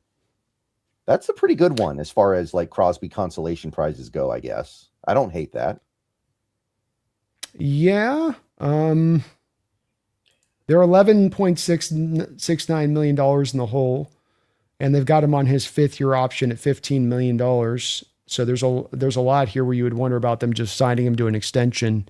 I can't think that they're going to let him go, where you could just, they could get him to an extension, do the cross thing, essentially vet minimum down to $15 million. The rest of the money would be eaten up in fact, they would save money with the bonus money that he'd have in tow at that point. So I'd expect them to probably get a deal done with Walker. If he does become available, that's a possibility, but he is going to probably cost you still. You got to pay him. It's at least a 1st round pick and probably a 2nd round pick to get it done. So a little less than Crosby, but still a lot. Yeah, but man, he is coming off a down year, 3.5 sacks. Dang, I didn't realize it was that bad. Well, remember he had the cast on his hand. Injury stuff this year for him was a little bit of a thing. So that's where there is a little bit of reason. So maybe that's also going to make this problematic for. And look, they're $11 million a day giving money in the hole right now, Brendan, are the Jaguars. They're not sitting on necessarily a way to, like, they've got Trevor's deal down to that base $2 million salary for 2026, so they can't even base a bonus Trevor's salary on this one. Can they release? Man, they only save. Well, they can save a little bit of money on the Eric Armstead deal. So maybe they just move the Eric Armstead deal over to Trayvon. But I can't think that they're going to let him go with the year that they had. If they do, I'm on board with it popping. He's a big physical edge. He's used to doing a variety of different things back into his Georgia days, as far as spot drop into space, like we sometimes can ask our edges to do. Really long. He's actually just the type of edge that Mike McDonald would look for, I would think. But you would have to pay him if you got him. You'd have to give him probably, $20 million a year at least. You'd have to give at least what was the Van Ness last year, the contract for Van Ness. Yeah. You're probably having to match that as a bare minimum, if not supersede that. But and he's a former number 1 overall pick, so I feel like there's a tax there. There is usually a tax there, yeah. So probably even a little bit beyond that, maybe up around 23, 24. So I'm okay with it if the team wants to be on board with it, because it is a fit. He is young, still got some upside from what he did this year, to where he's probably better than what he was quite be able to show this year, because he did play with the cast for a lot of the season and just wasn't at 100% health. But yeah, it would be a little bit pricey. Jaguars would want a lot probably for him. Yeah, and I mean, this is the choice we have to make. Do you want to make that big trade to get a franchise edge, or do you want to try to make it work with, like I said, the Khalil Macks of the world? There are a couple guys like that in free agency that you could get that you don't have to trade for, that aren't as good, but you can still get good stuff out of them, and it's not going to cost you the picks or as much money. I'm more in your boat. We come back to get the best value. If I'm making the trade for the edge, I want a Crosby, right? I want a Myles Garrett. I want to make a move for a JJ Watt from a couple of years ago when he was running at his best. I want to try to go find that difference maker, the Reggie White impact to the Packer defense back in the 90s.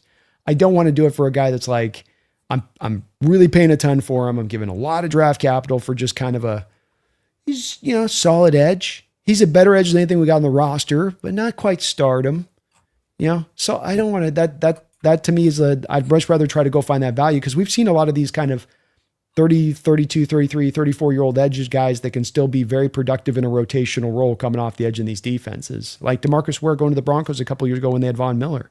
And he was very much one of those old elder statesman guy coming from the Cowboys, but still able to be very effective for them off that edge in the role that they put him in.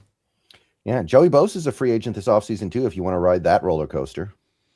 Boy, he looked done last year with the Bills to me. He had a couple really nice games, I will say, but that's a roller coaster I don't know if I want to get on. But there are guys like that. Kwity Paye's a free agent. You don't need to trade anybody to get him. I think Hassan Reddick's a free agent. You can like find the guy that you think has gas left in the tank and then go for it without giving up the picks. That is a viable strategy. I agree.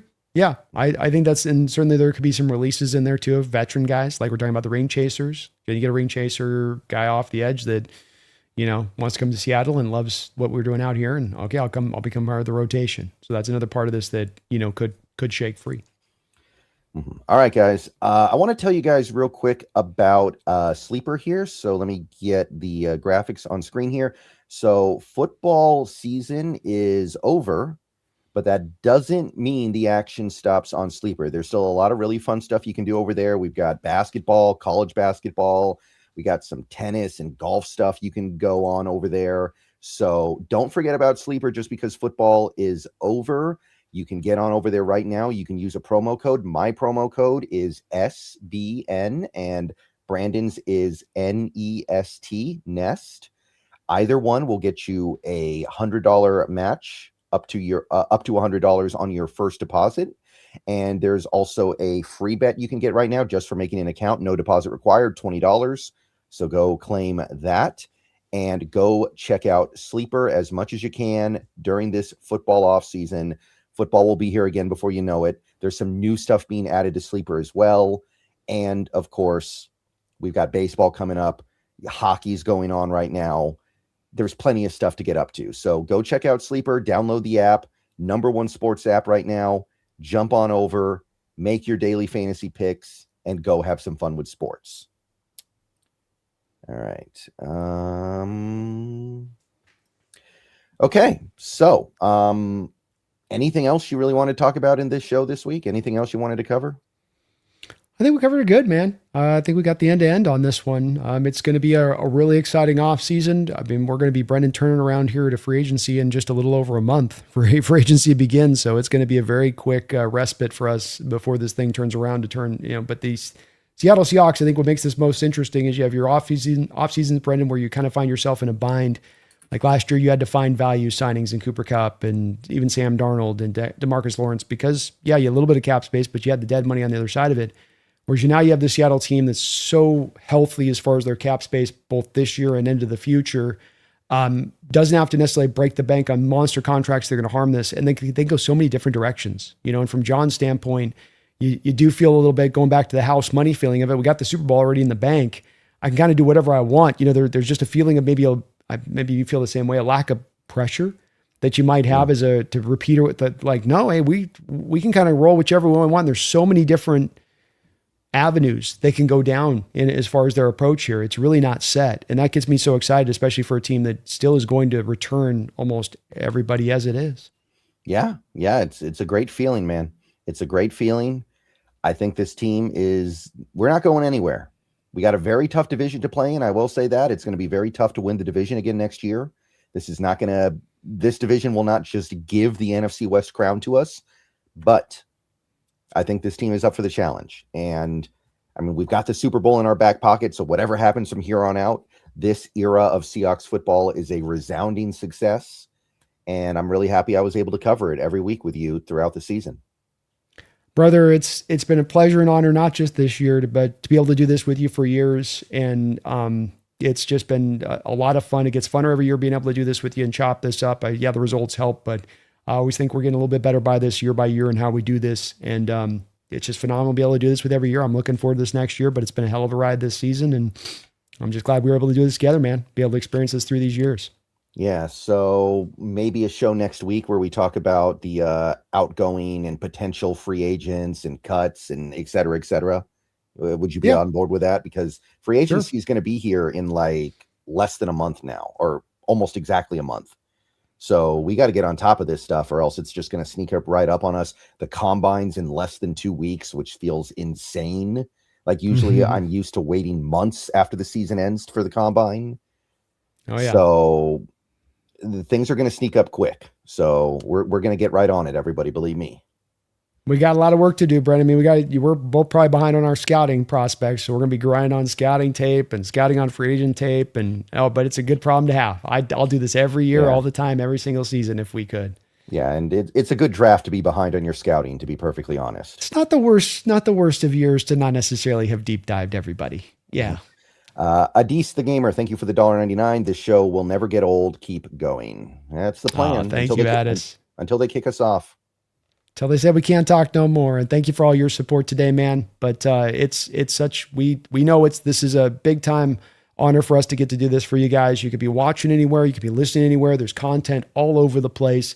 You guys have chosen to hang out with us and make this your stop. And it is really, really much appreciated by both me and Brendan, as we really love what we get to do. And you guys allow us to get to do what we do. Mm-hmm. All right, guys, before we get out of here, just a couple things. First, I am 16 subscribers short of 21,000. Come on. We're almost there. Should get there maybe over the weekend. Who knows? So if you haven't subbed up to me yet, please do so. Go sub on up over to Brandon as well. He's got he's grown a lot over the last year, I know. So keep on feeding that beast, especially right now when there's going to be so much to talk about in such a short period of time.